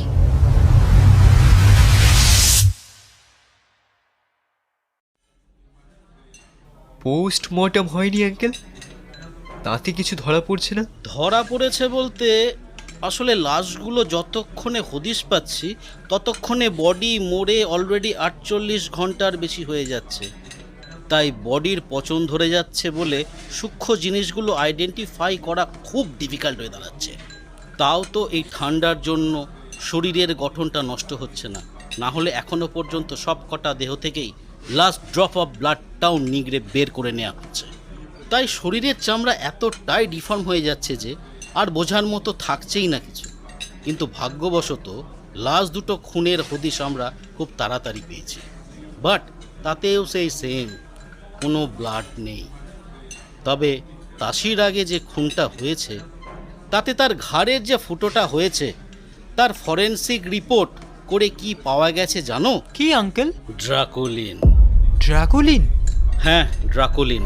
এটা এক ধরনের গ্লাইকোপ্রোটিন যেটা শুধুমাত্র ভ্যাম্পায়ার বাদুরের মুখের লালাতে পাওয়া যায়। Seriously uncle? হ্যাঁ ভম্বল সর্দার। আশ্চর্য ব্যাপার তো। ভ্যাম্পায়ার ব্যাট বা ওরকম রক্তচোষক বাদুর তো ইন্ডিয়াতে পাওয়া যায় না। সাধারণত এইসব প্রজাতি মেক্সিকো বা আমেরিকার দিকে পাওয়া যায়। ঠিক তাই। এমনকি আমি ফরেস্ট অফিসার ডেকেও প্রত্যেক ক্রাইম স্পটের আশেপাশে চেক করিয়েছি, কিন্তু কোনো রকম ওরকম প্রজাতির বাদুরের খোঁজ পাওয়া যায় না। আচ্ছা রণজিৎ আঙ্কেল, এই যে যারা এরকমভাবে খুন হয়েছে তাদের সবারই কি আর্থিক অবস্থা তাসির মতো? না না, তুমি যেটা আন্দাজ করছো বাবলু, আমারও সেটা প্রথমে ধারণা হয়েছিল। কিন্তু যারা খুন হয়েছে তাদের মধ্যে বড় লোক, গরিব, মধ্যবিত্ত সব মিলিয়ে মিশে আছে। এই ধর প্রথম যে খুনটা হয়েছিল সেটা তো আমাদের এই সিকিমের সিটি হসপিটালের সব থেকে নামি দামি ডক্টর সুকান্ত গোস্বামী। তাছাড়া এর পরেও যারা খুন হয়েছে তাদের মধ্যে রতন দাশগুপ্ত তো বিশাল বড় অর্গানাইজার। এখানকার বড় বড় সব সরকারি বেসরকারি ইভেন্ট তো উনি অর্গানাইজ করেন। এমনকি তাসির আগে যে খুনটা হলো সেটা তো আমাদের ডিপার্টমেন্টের সাব ইন্সপেক্টরের। বাদবাকি যেমন চন্দন পাত্র, বীরু, লামলাল, ছেত্রী, এদের খুব একটা আর্থিক অবস্থা ভালো নয়, ইনক্লুডিং তাসি। আচ্ছা আঙ্কেল, এইসব খুনের লাশগুলো আপনারা কোথা থেকে উদ্ধার করতেন? ডক্টর সুকান্তর লাশটা পেয়েছিলাম ওর বাড়ির পেছনে, রতন দাশগুপ্তরও সেম। আর তেনজিংয়ের লাশটা পাওয়া যায় কার্তকের পুরনো এক অজপাড়া গাঁয়ে। চন্দন আর বীরু এর লাশ উদ্ধার করা হয় মেয়ানাম থেকে।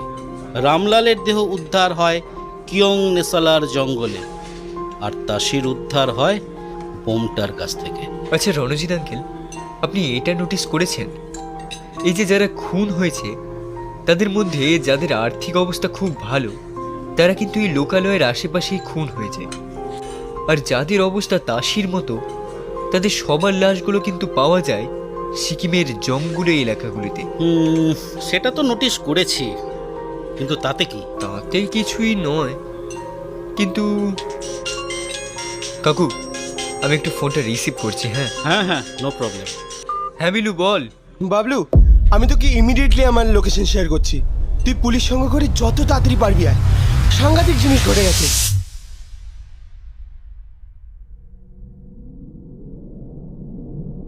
এই দিদি, এই কোথায় এসে পড়লাম রে? কি জানি, দেখে তো মনে হচ্ছে কোনো পুরনো গুদাম ঘর। কেমন একটা বিচ্ছিরি আষ্টে গন্ধ ছাড়ছে না? ঠিক বলেছিস, আমিও পাচ্ছি। নিকষ কালো অন্ধকার চোরা কুঠুরির মতো একটা গোডাউন ঘরের পার্কিংয়ে দাঁড় করানো আছে গাড়িটা। তার পিছনে ত্রিপলের ফাঁক থেকে উঁকি মেরে চারপাশটা ভালো করে দেখে নিচ্ছে বাচ্চু। আমরা মনে হয় বোকামি করে গেলাম। এখন আর এইসব ভেবে কাজ নেই, চ বাইরে বেরোই। ত্রিপলটা আস্তে করে তুলে পিকআপ ট্রাকের পিছন থেকে নেমে পড়ল বাচ্চু বিচ্ছু। এই দিক দিয়ে বেরোনোর তো কোনো রাস্তা দেখছি না। গাড়িটাকে পার্ক করলো কি করে এখানে? এই দিদি, ওই দিকটা যত, ওই দিক থেকে হালকা আলো আসছে, মনে হয় বেরোনোর রাস্তা আছে। তারা অন্ধকার হাতড়ে এগোতে থাকলো। এ কি রে দিদি, এত রক্ত! চুপ, একদম চুপ। ইয়েস মাই লর্ড, আপনার রক্তের ব্যবস্থা হয়ে গেছে। না না, কেউ কিচ্ছু দেখতে পায়নি। দিদি, এই দিদি, ওই দেখ, ওই দেখ, ওই দেখ, ফেরিওয়ালা কাকু। লোকটা এক মনে ফোনে কথা বলছে। আয় তো, আমার পিছন পিছন আয়। গুটি গুটি পায়ে যতটা সম্ভব কোনো শব্দ না করে তারা কোণের ওই ঘরটির দিকে এগিয়ে গেল, যেখানে সেই ফেরিওয়ালাকে বেঁধে রাখা হয়েছে। কাকু, ও কাকু, কাকু চোখ খোলো। নিঃশ্বাস তো চলছে, মনে হয় কোনো রকম কেমিক্যাল দিয়ে অজ্ঞান করা হয়েছে। দিদি, এই দিদি, এগুলো কি রে? কি রে এগুলো বোতলে? রক্ত? মনে তো তাই হচ্ছে। দাঁড়া বোন, এখন ভয় পেলে হবে না। বাবলু দাদের ফোন কর। এনে আমি দেখি ঘরের কোণে জল টল কিছু পাই কিনা। ফেরিওয়ালা কাকুর চোখে দিলে যদি জ্ঞান ফেরে। দিদি রে, ফোনে তো এক ফোঁটাও নেটওয়ার্ক নেই। নো মাই লর্ড, এখনো অজ্ঞান আছে। আপনি একদম চিন্তা করবেন না, আপনার রক্তের তৃষ্ণা আমি মেটাবো। আপনার এই দাস মেটাবে আপনার রক্তের তৃষ্ণা। দিদি, লোকটা এই ঘরে আসবে না তো? বিচ্ছু, মনে হয় এই ঘরের দরজা আছে। লোকটা যে কোনো সময় চলে আসতে পারে। আর এলে এই ছোট ঘরে আমাদেরকে ধরে ফেলা খুব একটা কঠিন হবে না। দাঁড়া, দরজাটা বড় লাগিয়ে আসি, অন্তত কিছুটা হলেও আত্মরক্ষা করার সময় পাবো। এই দিদি, নেটওয়ার্ক তো আসছেই না রে, কি করব এবার? কি করবি রে দিদি এবার? শোন তুই, ওই দেখ, ওই কোণে একটা লোহার ভাঙা টুকরো পড়ে আছে। আমি ওটাকে নিয়ে দরজার এক সাইডে দাঁড়াচ্ছি, তুই আস্তে করে দরজাটা খুলেই সাইড হয়ে যাবি, বুঝলি? হ্যাঁ বুঝলাম। তাদের চোখের ইশারায় 1, 2, 3 গোনার মধ্যেই বিচ্ছু দরজাটা খুলে দিল। বিচ্ছু, বাচ্চু কোথায়? বিলুদা, তুমি? হ্যাঁ আমি। তোরা কি পাগল নাকি বলতো? সেসব বাদ দে, জায়গাটা একদম নিরাপদ নয়। এক্ষুনি বেরোতে হবে এখান থেকে। আমি বাবলুদের জানিয়ে দিয়েছি, ওরাও আসছে। বিলুদা, ফেরিওয়ালা কাকুর কি হবে তাহলে? আমি ওনাকে কাঁধে তুলে নিচ্ছি। আর একটাও কথা নয়, এখান থেকে বেরোতে পারলে বাঁচি। তোরা আয়, আয় আমার পেছন পেছন। এ যাত্রায় কোনো রকম তারা বিলুর পথ অনুসরণ করে সেখান থেকে বেরিয়ে এসে অনেকটা দূরে একটা উঁচু ঢিপির আড়ালে গা ঢাকা দিয়ে বাবলুদের জন্য অপেক্ষা করতে লাগলো। চারপাশ পুরো লোকালয় শূন্য। তোরা কি পাগল? আর তুই বাচ্চু, তুই বোধ বুদ্ধি সব হারিয়ে ফেলেছিস। এত বড় বোকা আমি তোর থেকে আশা করিনি। তুমি যাই বলো না কেন, আজকে আমরা যদি এই স্টেপটা না নিতাম, তাহলে ফেরিওয়ালা কাউকে হয়তো আর কোনোদিনও কেউ জ্যান্ত খুঁজে পেত না। তাছাড়া আমাদের জন্যই তো এই জায়গাটার হদিশ পাওয়া গেল। আমার বিশ্বাস এই সব খুনের সঙ্গে এই জায়গাটার কোনো লিঙ্ক আছে। আমি তোদেরকে সাইকেল নিয়ে ফলো না করলে তোদের হদিশটা কে পেতো সেটা বল দেখি। যা হওয়ার তা হয়েছে। দাঁড়া, আমি দেখি একটু জল আনতে পারি কিনা। ওই দিক দিয়ে আসার পথে একটা খাল ছিল। খানিক বাদেই বিলু একটা কাঁচা শালপাতাকে কোনো রকমভাবে মুড়ে মারে তাতে কিছুটা জল নিয়ে এসে ফেরিওয়ালার চোখের উপর ছড়িয়ে দিল, কিন্তু তাতেও তার জ্ঞান ফিরল না। বিলুদা, ওই দেখো একটা গাড়ি আসছে। ওটা পুলিশের গাড়ি না? হ্যাঁ হ্যাঁ, মনে হয় বাবলুরা এসে পড়েছে। বিলু হাত নাড়াতে নাড়াতে এগিয়ে গেল গাড়িটির দিকে। বিলু, তোরা ঠিক আছিস তো? বাচ্চু বিচ্ছু কোথায়? সবাই ঠিক আছে। ওরা ওই যে, ওই দেখ ঢিপির ওপর থেকে হাত নাড়ছে। আরে রণজিৎ আঙ্কেল। এইসব আলাপ পরিচয় পরে করা যাবে, তুমি আগে ঘাঁটিটা দেখাও। প্রকৃত, তুমি আরও 3 জনকে নিয়ে আমার সঙ্গে এসো। সুবল, তুমি এদের কাছেই দাঁড়াও। এসিপি রণজিৎ গাঙ্গুলি সমেত আরও 4 জন পুলিশের সঙ্গে বাবলু ও পঞ্চুও গেল বিলুর পথ অনুসরণ করে ওই চোরা কুঠুরিটির দিকে। বাইরে থেকে দেখে মনে হয় না যে চোরা কুঠুরিটা ভেতরে এত বড়। নিশ্চয়ই আন্ডারগ্রাউন্ড বেসমেন্ট করে বানানো গোডাউন ঘরটা। আশেপাশে বাড়িঘরের কোনো চিহ্ন তো দূর, বড় পাকা রাস্তাও চোখে পড়ল না, শুধু জঙ্গল আর জঙ্গল। মিনিট 10 পর সবাই ফিরে এলো। এতক্ষণে ভোম্বল আর অফিসার সুবল মিলে ধরাধরি করে ফেরিওয়ালাকে গাড়িতে তুলছে। না, ভেতরে তো কিছুই সন্দেহজনক দেখতে পেলাম না। চারদিকে শুধু ভাঙা কিছু লোহার টিন ছাড়া পুরো গোডাউন তো খালি। তোমরা যে বললে রক্ত না কিসবের বোতল দেখেছিলে? হ্যাঁ আঙ্কেল, সত্যি দেখেছি আমরা, সারি সারি রক্ত ভর্তি বোতল। রক্ত ভর্তি বোতল তো দূরের কথা, আমরা এক বিন্দু রক্ত ভেতরে দেখতে পাইনি। কিন্তু আমরা তো সত্যি দেখেছি। ভিতরে যে লোকটাকে দেখেছিলে তার মুখটা ঠিক করে ডিটেলসে বলতে পারবে? এত অন্ধকারের মধ্যে তো মুখটা ঠিক করে দেখতে পাইনি, কিন্তু ওর ডান হাতে একটা ভ্যাম্পায়ারের ট্যাটু ছিল। প্রকৃত নোট করে নাও। শোনো, তোমাদেরকে একটু থানায় যেতে হবে। তোমাদের সব স্টেটমেন্ট অ্যান্ড ডিটেলস ভালো করে নেওয়া হবে। ব্যাপারটা এবার মনে হয় অন্যদিকে ঘুরছে। ঠিক আছে, সবাই গাড়িতে ওঠো। সুবল, তুমি বিলু যে সাইকেলটা লালবাজার থেকে তুলে এনেছিল সেটা ফিরিয়ে দেওয়ার ব্যবস্থা করো। গাড়িতে উঠে সবাই সিকিম পুলিশ স্টেশনের দিকে রওনা দিল।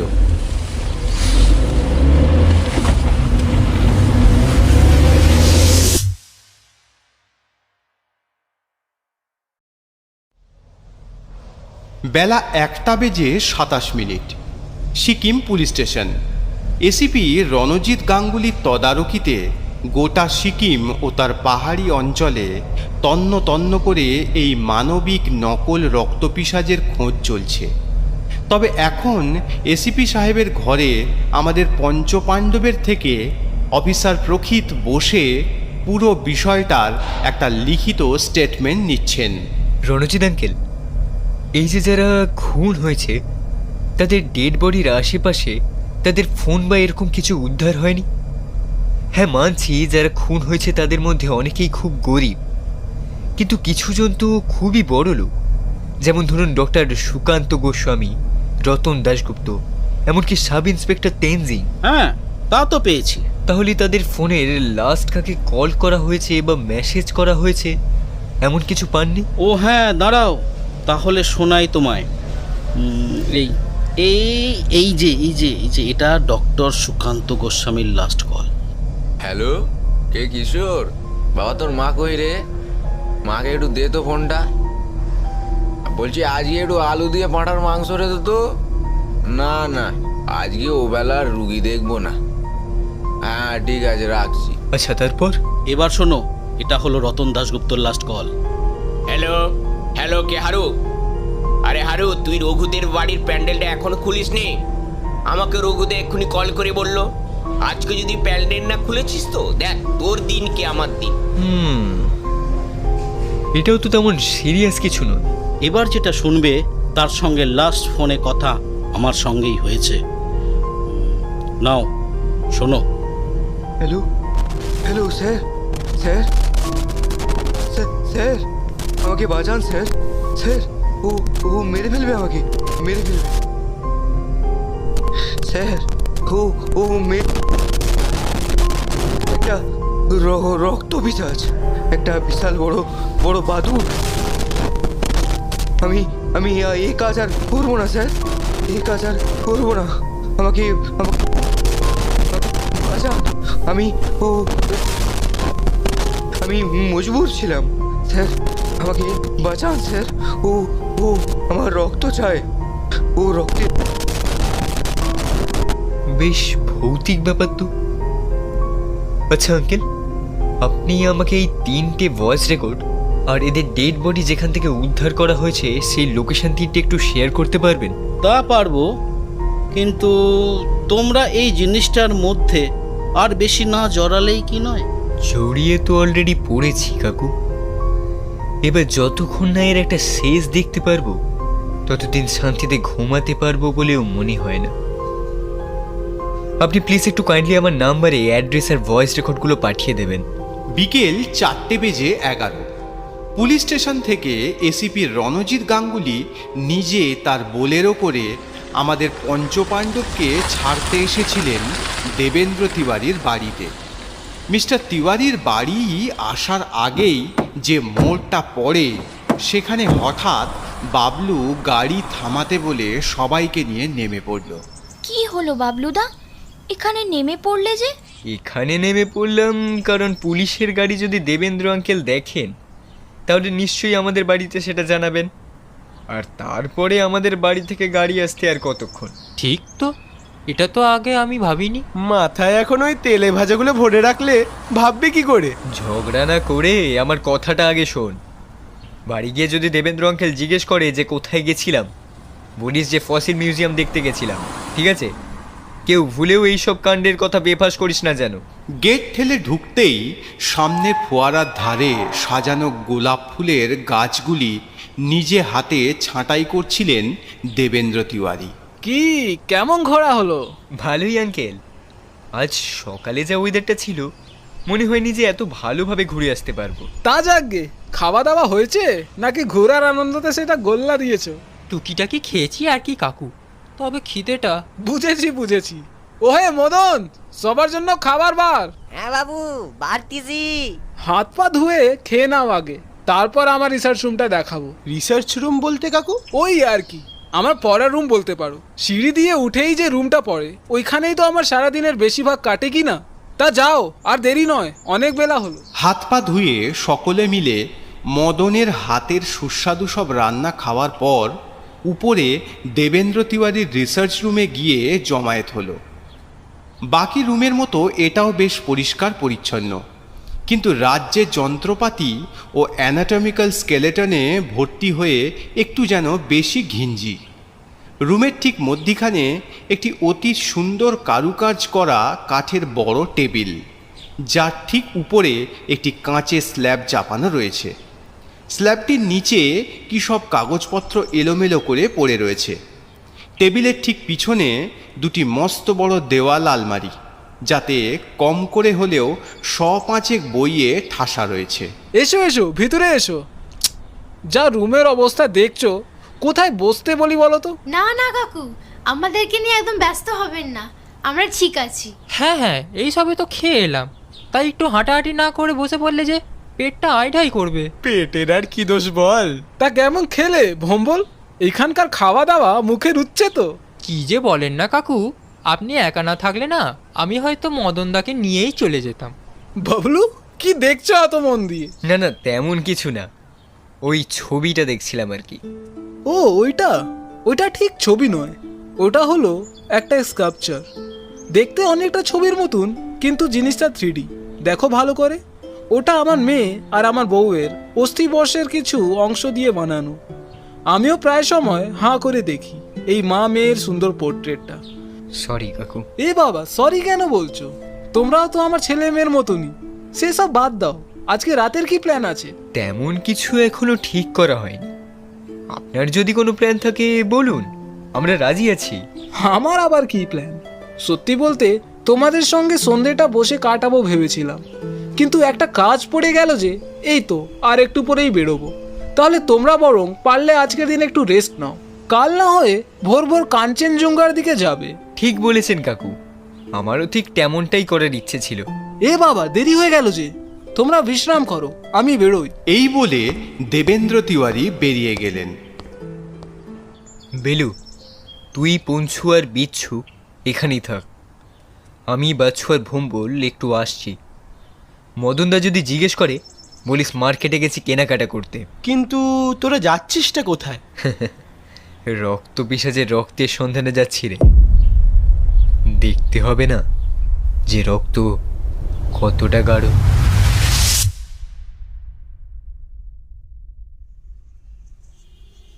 সন্ধে 7:23।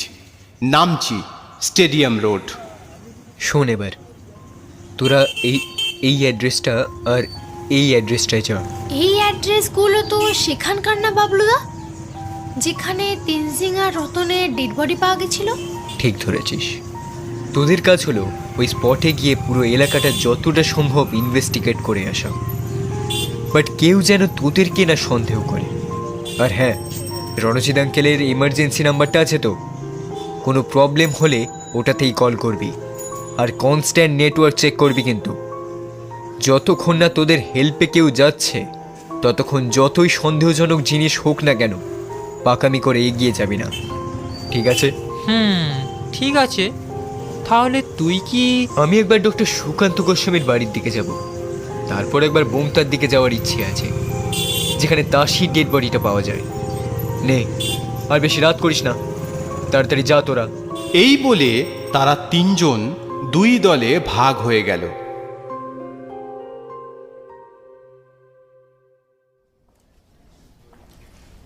আটটা বাজতে যায়। সিকিম সিটি হসপিটালের এমার্জেন্সি ওয়ার্ডের রিসেপশনের দিকে এগিয়ে গেল বাবলু। Excuse me. হ্যাঁ বলুন, আপনার কি সাহায্য করতে পারি? ডক্টর সুকান্ত গোস্বামী কি এখন বসেন? হেমাটোলজিস্ট ডক্টর সুকান্ত গোস্বামীর কথা বলছেন কি? আই এম এক্সট্রিমলি সরি, উনি কিছুদিন আগেই মারা গেছেন। মারা গেছেন? হ্যাঁ স্যার, আপনার কি ওনার কাছে কোনো অ্যাপয়েন্টমেন্ট ছিল? আসলে আমি এখানে থাকি না, ফরেনে থাকি। আমার ভাগ্নি ডক্টর সুকান্ত গোস্বামীর আন্ডারে ছিল, তাই। স্যার কাইন্ডলি একটু আপনার নাম আর পেশেন্টের নামটা একটু বলবেন, তাহলে আমি চেক করে বলতে পারি। আমার নাম রাজনাথ ঘোষ।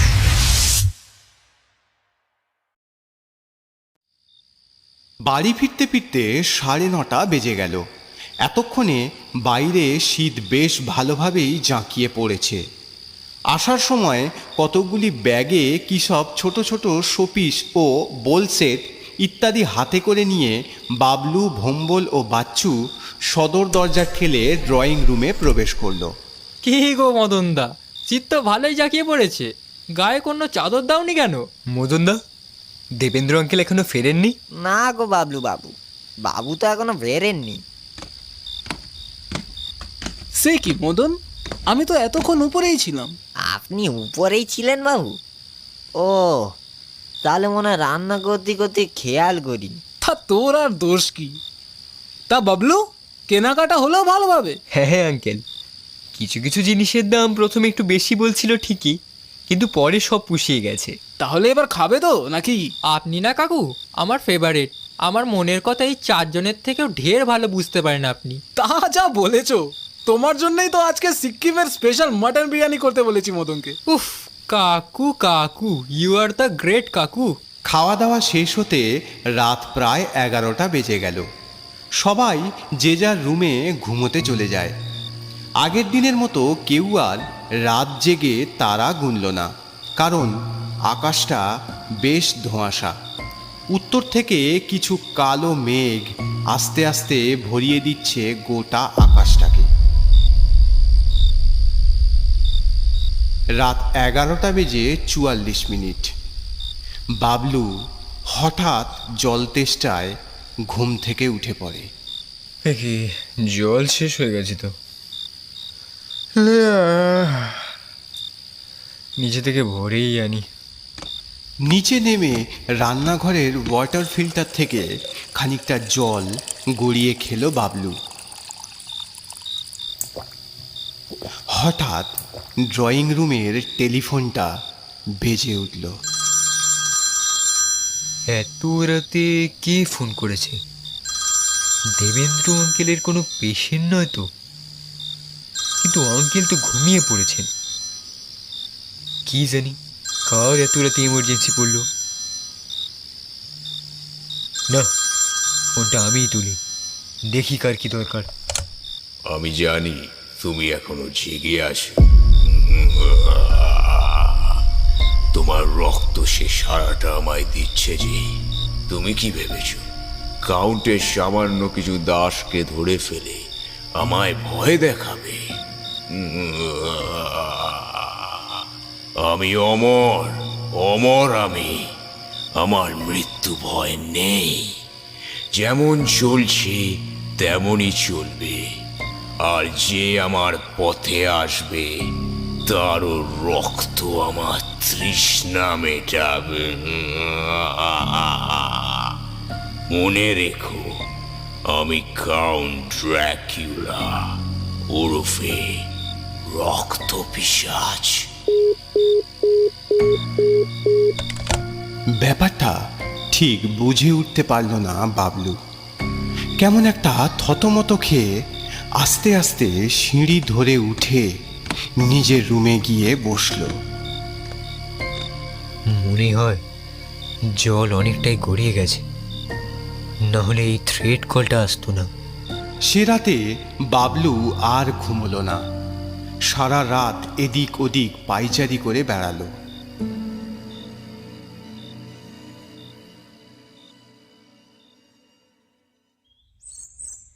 ভোর 6:35। ও বিলুদা, ও ভম্বলদা, আরে ওঠো ওঠো। কি বলছিস? বাবলু তাকে খুঁজে পাওয়া যাচ্ছে না গো। হ্যাঁ, কি বলিস? ভালো করে দেখেছিস সব জায়গায়? আরে ও হয়তো কোনো দরকারি কাজে গেছে, দেখ না একটু পরেই চলে আসবে।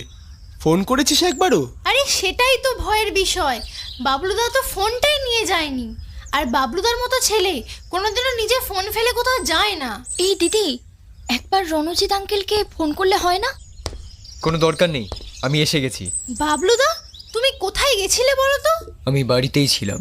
কিন্তু আমরা তো গোটা বাড়ি তন্ন তন্ন করে খুঁজলাম। সেসব কথা এখন বাদ দে, একটা জিনিস তোদেরকে বলার আছে। এই বাবলু, কি ব্যাপার বলতো?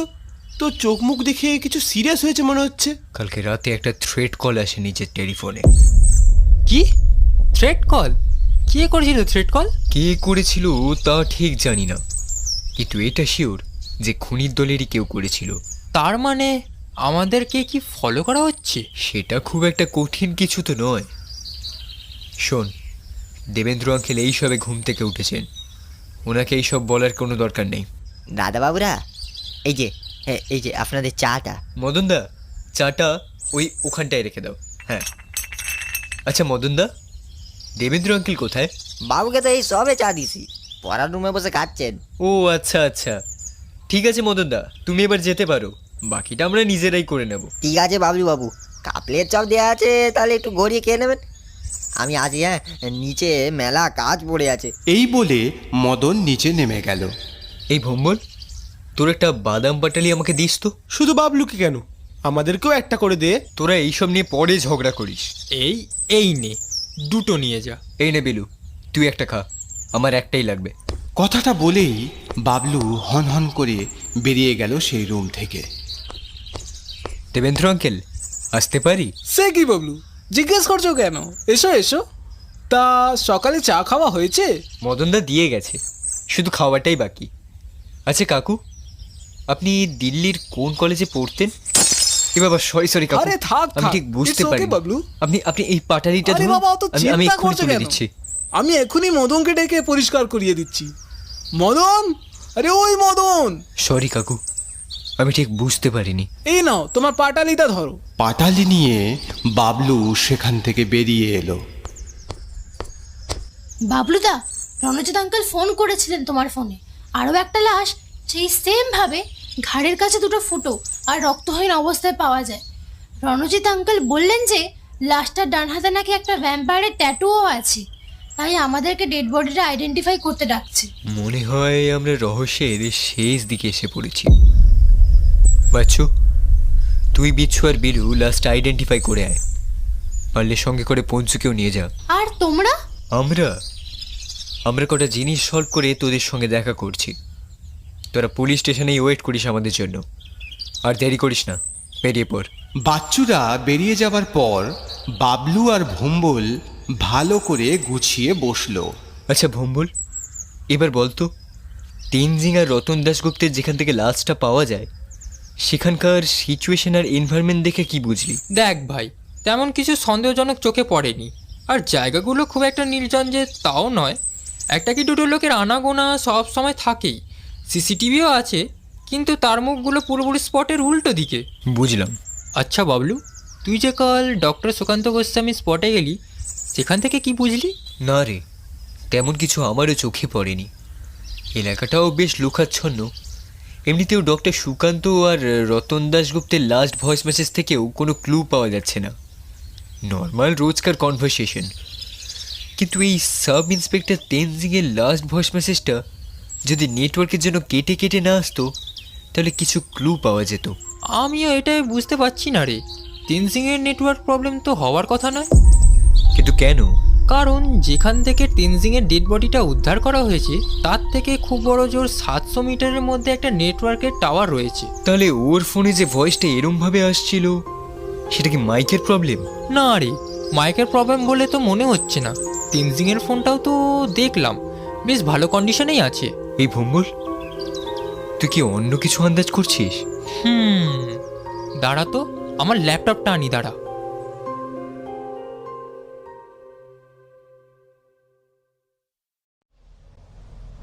বেলা 2:15, Sikkim police station. ACP Ranjit গাঙ্গুলির রুমে একটা সভা বসেছে। সভাটির বিষয় রক্তপিশাচ। তোমরা একদম শিওর তো ডেড বডিটা গতকালের সেই লোকটারই যে ফেরিওয়ালাকে কিডন্যাপ করেছিল? হ্যাঁ স্যার, আমরা 101% শিওর। স্যার, ডেড বডিটার ফোনটা আনলক করা গেছে। কোনো ইনফরমেশন পেলে প্রকৃত? স্যার, এর ফোনে লাস্ট একটা আননোন ওয়ান টাইম নাম্বার থেকে এসএমএস আসে সকাল 10টা বেজে 8 মিনিটে। মনে হয় তখন বেঁচে ছিল। কই এসএমএসটা দেখি। এই নিন স্যার। এ তো একটা ছড়া। টিক টিক ঘড়ির কাঁটা, সময় মাত্র 12 ঘন্টা, সূর্য ওঠার আগেই কফিন উড়বে যদি না পাও পাত্তা। স্লিপিং বুদ্ধার দিকে মুখ করে পশ্চিমে বাড়াও পা, পুরনো ভাঙা রাজপ্রাসাদে ড্রাকুলা ফেলেছে ছায়া। 3 নম্বর স্তূপের থেকে উত্তরে 100 কদম কালো পাইনের গোড়ায় দেখবে রক্তমাখা জম। পাথরের বুকে 3টি টোকা, খুলবে পাতাল দ্বার। 12 ঘন্টা বেরোলে কিন্তু সব হয়ে যাবে ছারখার। ফ্রম দ্য কাউন্ট ওরফে রক্তপিশাচ। ভিতরে আসতে পারি আঙ্কেল? ও বাবলু, হ্যাঁ হ্যাঁ এসো এসো। বাবলু আর ভম্বল আসতেই তাদেরকে পুরো ব্যাপারটা বিস্তারে খুলে বললেন ACP Ranjit Ganguly.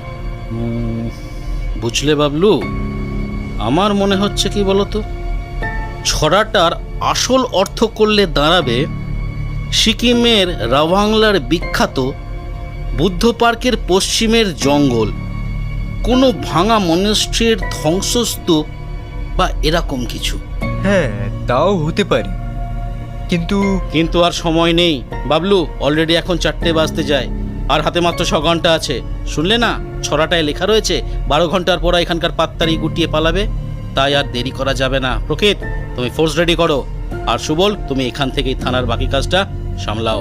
Police force ready হলো, আর মিনিট 7 মধ্যেই এসিপি রণজিৎ সমেত আরও 11 জন পুলিশ দুটো গাড়িতে করে রাবাংলার বুদ্ধা পার্কের উদ্দেশ্যে বেরিয়ে গেল।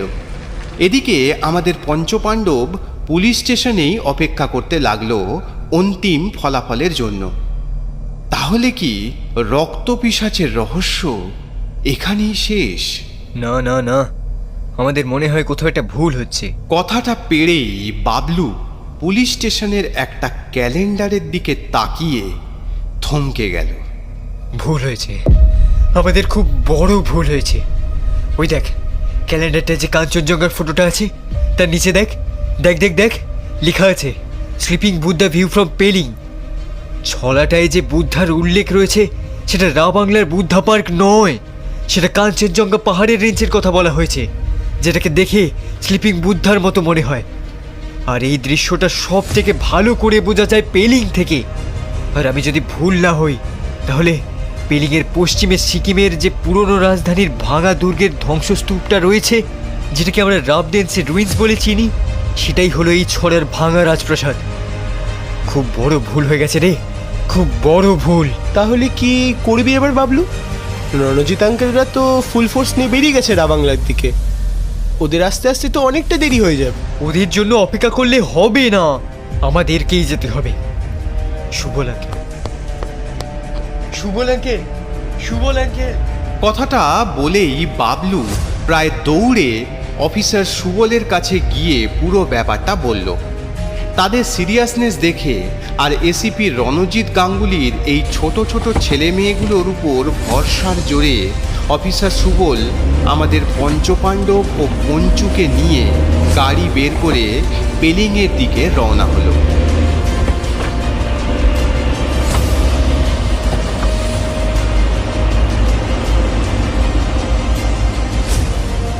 সন্ধে 7:17 দিকে তারা পেলিংয়ে পৌঁছলো।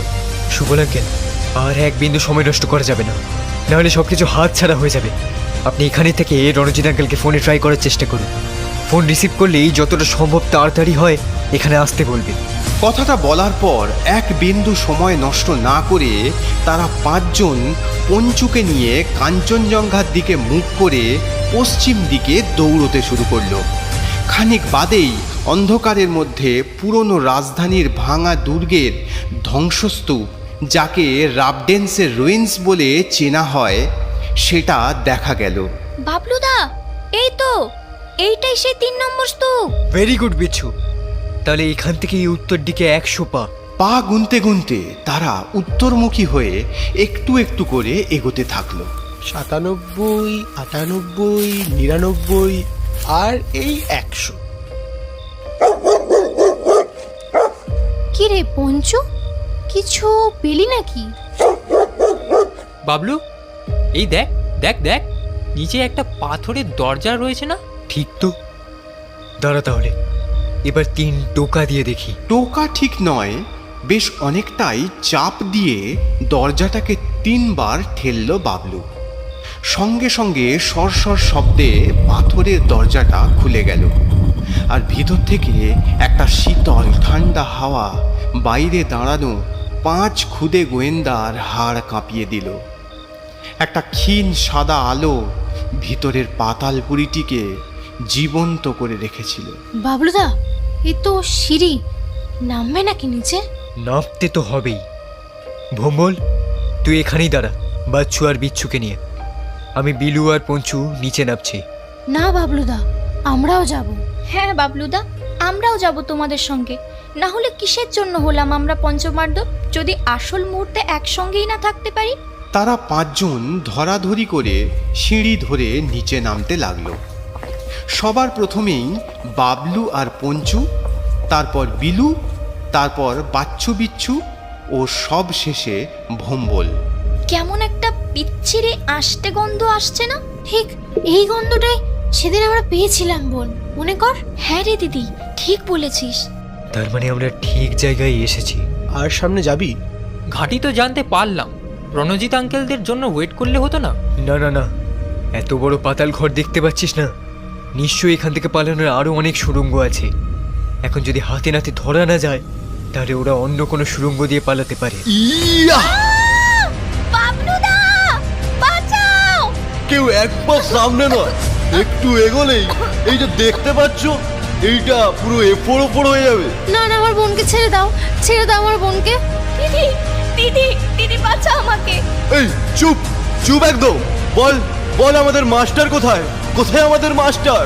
দেখো দেখো, আমরা সত্যিই জানি না তোমাদের মাস্টার কোথায়। জানো না?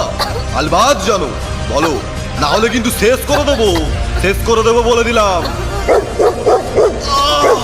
শয়তান কুকুর, ছাড়, ছাড়। চোখের নিমেষে পিছন থেকে ঝাঁপিয়ে পড়ল পঞ্চু। তার তীক্ষ্ণ দাঁত বিঁধে রয়েছে পাষণ্ড লোকটির কাঁধে। সাবাস পঞ্চু, সাবাস। আমি যতক্ষণ না বলবো ছাড়বি না ওকে। Hands up, hands up everyone. পিছন থেকে এসিপি রণজিৎ গাঙ্গুলির গলা পেয়ে সবাই পিছনে ঘুরে তাকিয়ে একটু আশ্বস্ত হলো। রণজিৎ গাঙ্গুলি সমেত বাকি 11 জন পুলিশ আস্তে আস্তে করে নেমে আসছে এই পাতালপুরীতে। Bravo Bablu, bravo. কিন্তু আসল সর্দারটা কই? এদের সর্দার এখানে নেই আঙ্কেল। তার মানে এইবারেও হাতছাড়া হয়ে গেল? না রণজিৎ আঙ্কেল, সম্ভবত সে হয়তো এখন আর বেঁচেই নেই। আমি কিছু বুঝতে পারছি না বাবলু। সব বলছি আঙ্কেল, সব বলছি। আগে ওই পাষণ্ড সমেত এখানকার এই এত রক্ত ভর্তি বোতল, যেটাকে এরা কফিন বলে, সেই কফিনগুলোকে আগে উদ্ধার করুন।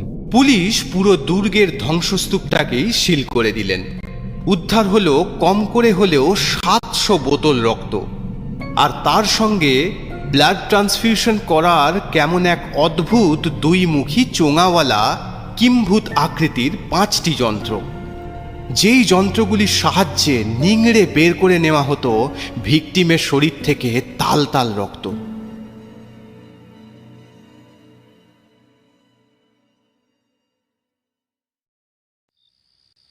বাড়ি ফিরতে ফিরতে রাত 12টা পার হয়ে গেল। দেবেন্দ্র তিওয়ারি 21 বার কল করেছেন বাবলুকে।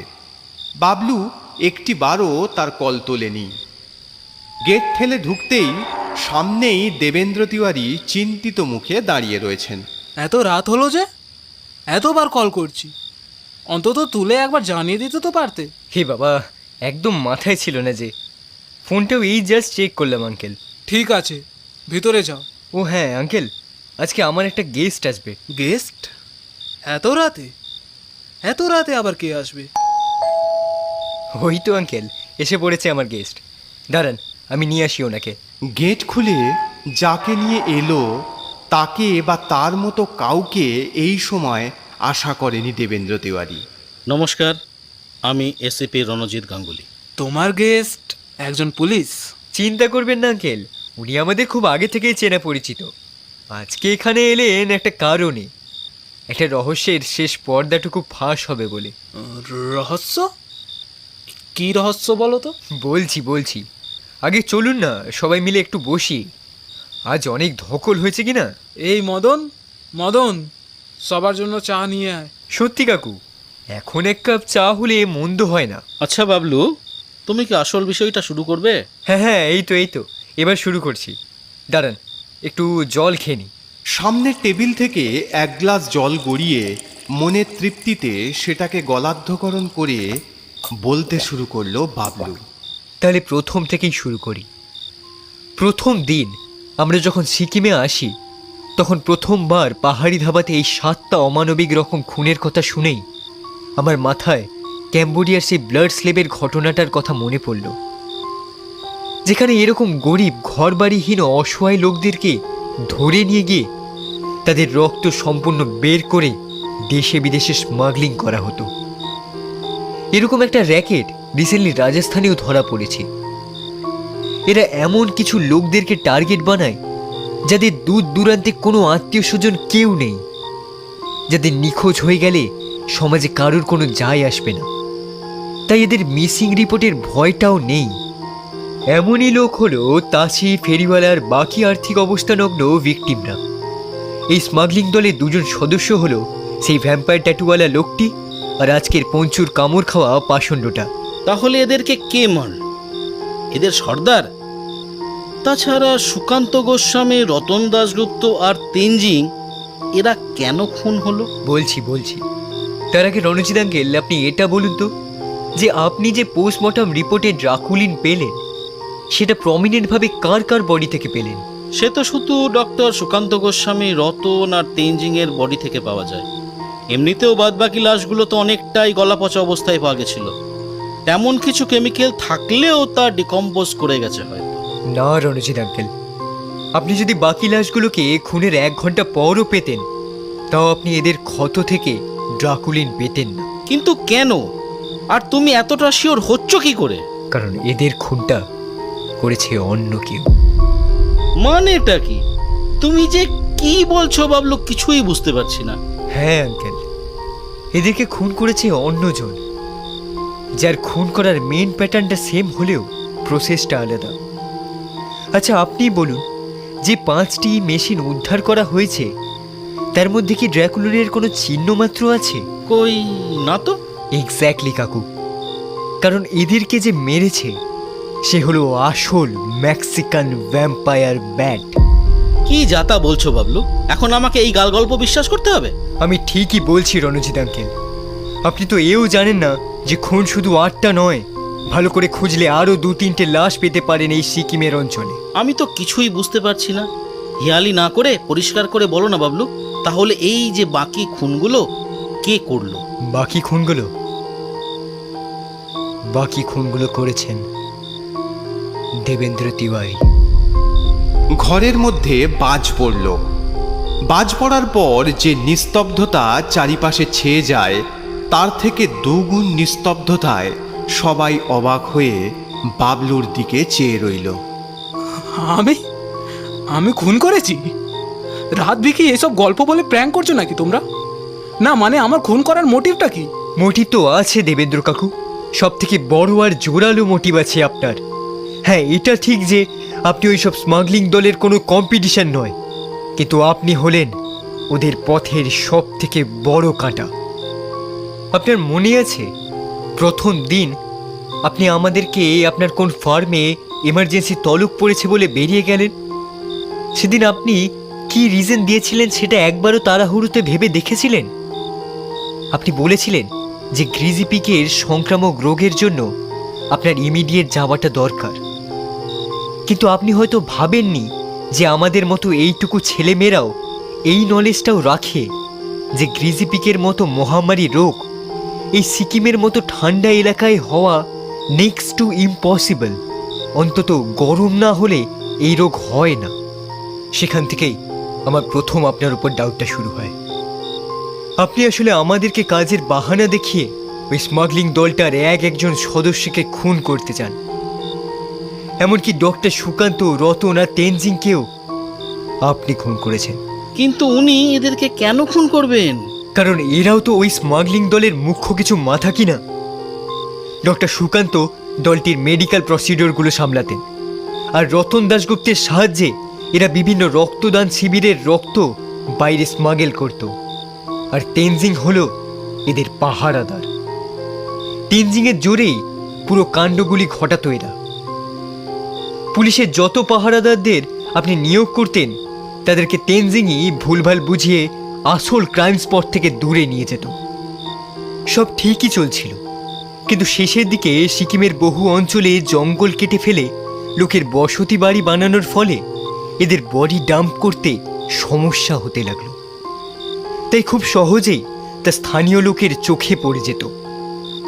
তারই সাথে এদের একটা খুব বড় ভুল স্টেপের জন্য এরা নিজেদের জমকে ডেকে আনল।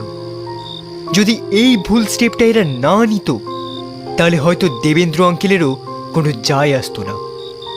আর এরাও দিব্যি এখনো সবার আড়ালে এদের কাজ চালিয়ে যেত। ভুল স্টেপ? কি ভুল স্টেপের কথা বলছো বলো তো? ভুল স্টেপটা হলো দেবেন্দ্র তিওয়ারির মেয়ে সঞ্জনা তিওয়ারিকে খুন করা। হ্যাঁ, কথাটা শুনতে অবাক লাগলেও এটাই সত্যি। সেদিন যখন দেবেন্দ্র আঙ্কেল আমাদেরকে তার রিসার্চ অর্থাৎ স্টাডি রুমটা দেখাচ্ছিলেন, তখন ওনার টেবিলের কাঁচের স্ল্যাবের নিচে যে কাগজগুলো ছিল তার মধ্যে একটা প্রেসক্রিপশন দেখতে পাই। প্রেসক্রিপশনটা সঞ্জনা তিওয়ারির। তার উপরে বড় বড় করে লেখা ছিল doctor Sukanta Goswami, master of surgery in haematologist. জিনিসটা দেখেই আমার মাথায় স্ট্রাইক করলো।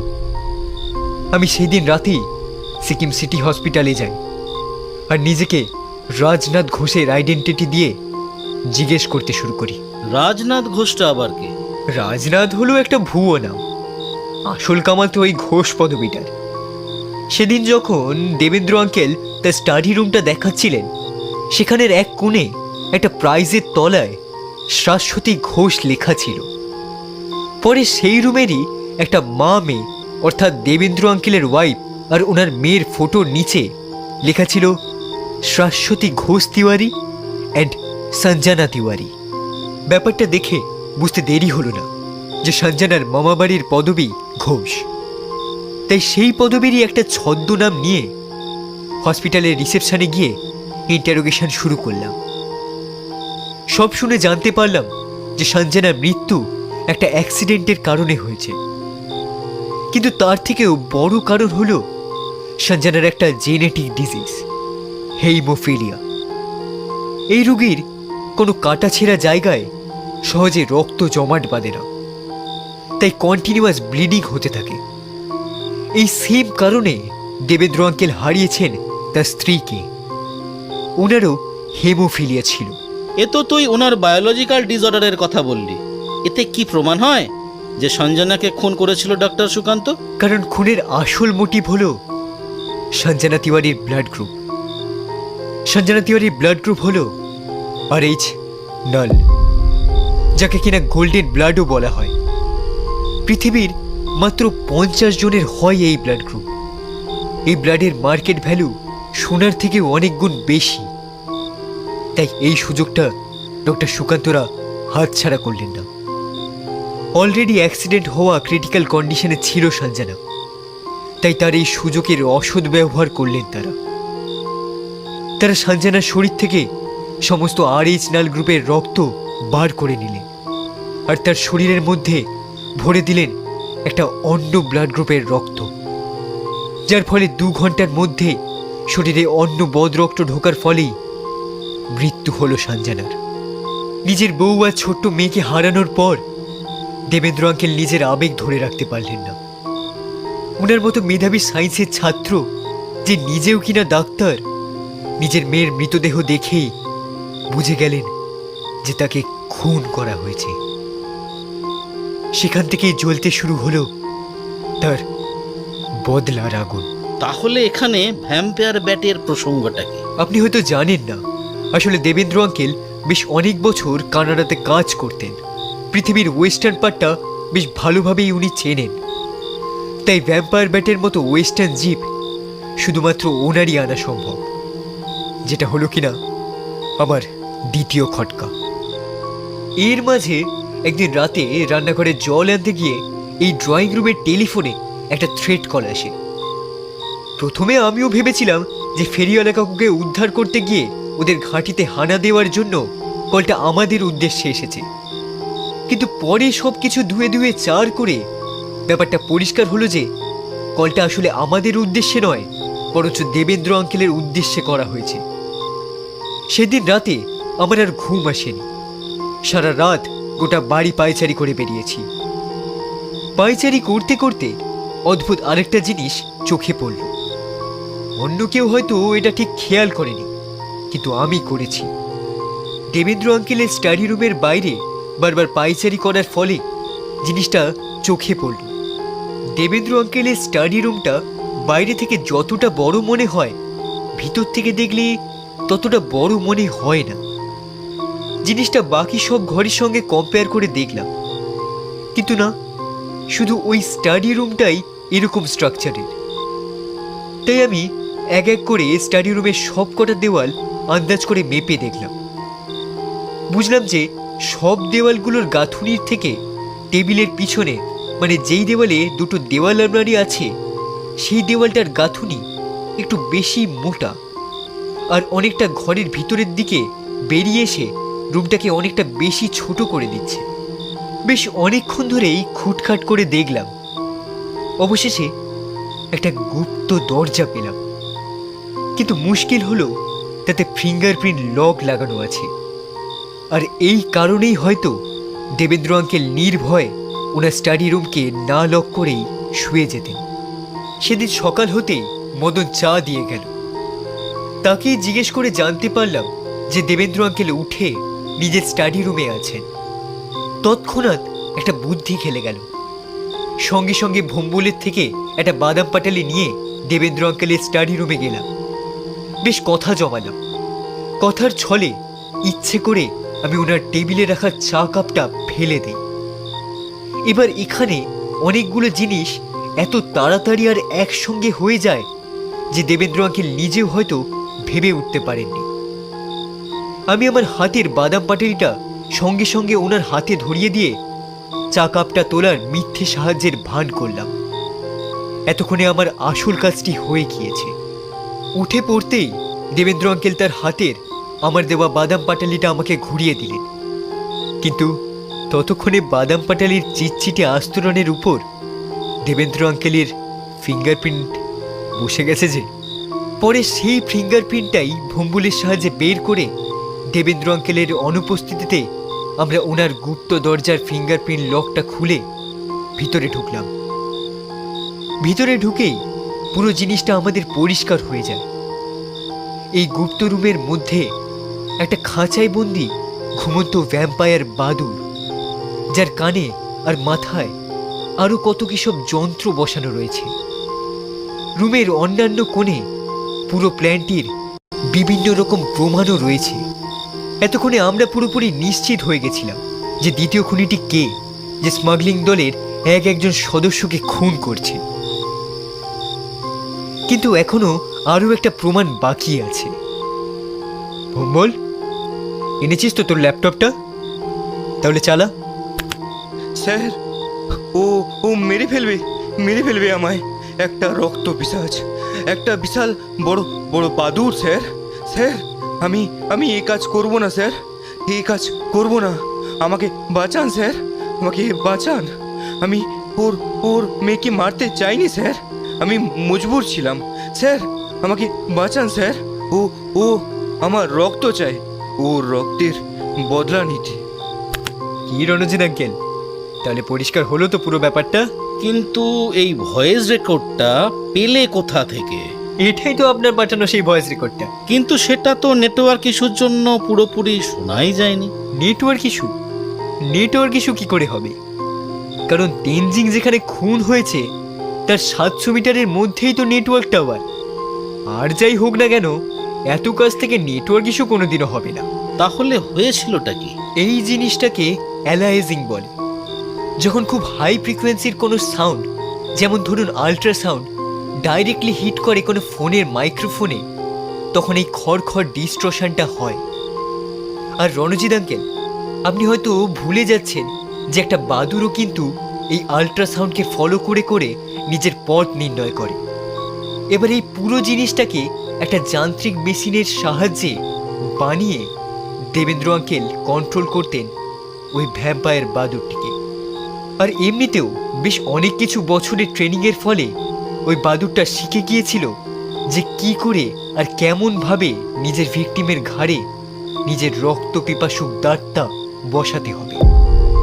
এতটাই ছিল ওর কাজ, কারণ প্রতি খুনের আগে দেবেন্দ্র আঙ্কেল বাদুড়টার দাঁতে এমন কিছু বিষ দিয়ে দিতেন যা বাদুড়টির শরীরে কোনো সাইড ইফেক্টস দেখা না দিলেও কিন্তু যাকে কামড়াতো তার শরীরে গিয়ে এমন একটা বিষক্রিয়া হতো যা ন্যাচারাল হার্ট অ্যাটাকের মতো দেখাতো। এই সব কিছু হয়ে যাওয়ার পর দেবেন্দ্র আঙ্কেল নিজে স্পটে গিয়ে ভিকটিমের শরীর থেকে একটা ভ্যাকিউম পাম্পের সাহায্যে সব রক্ত বের করে নিতেন। আফটার অল, এই আর্টিফিশিয়াল ইন্টেলিজেন্সের যুগে রক্ত পিশাচ তো আর পসিবল নয়। কি ঠিক বললাম তো দেবেন্দ্র আঙ্কেল?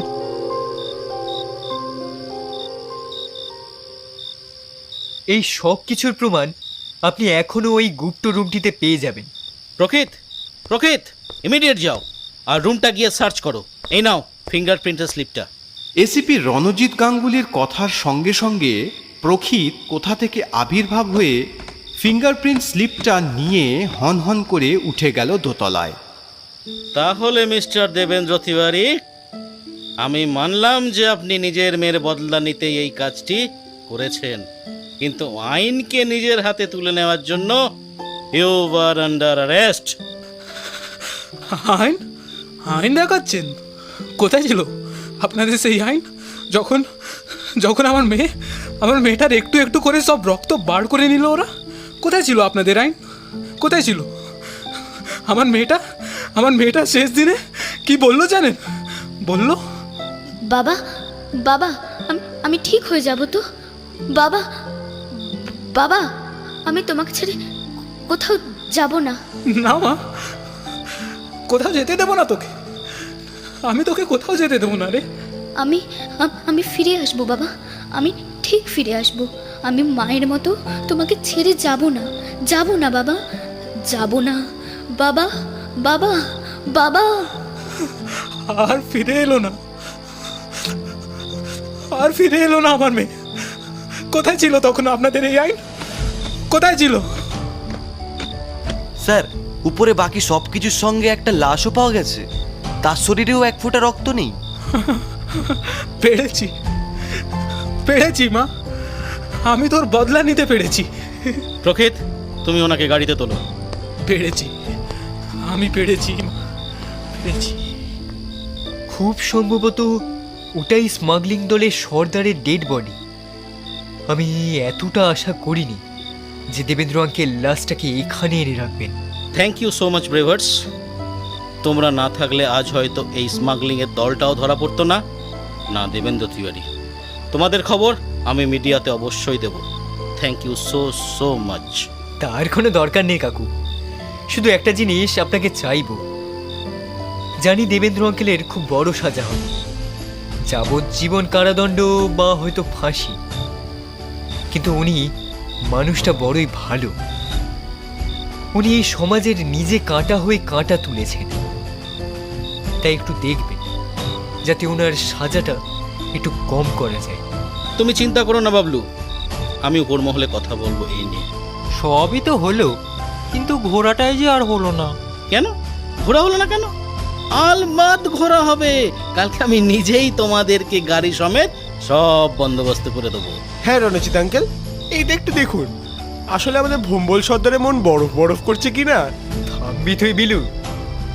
তাহলে পাণ্ডব সেনা, সব ভালো যার শেষ ভালো তার। কি বল পঞ্চু?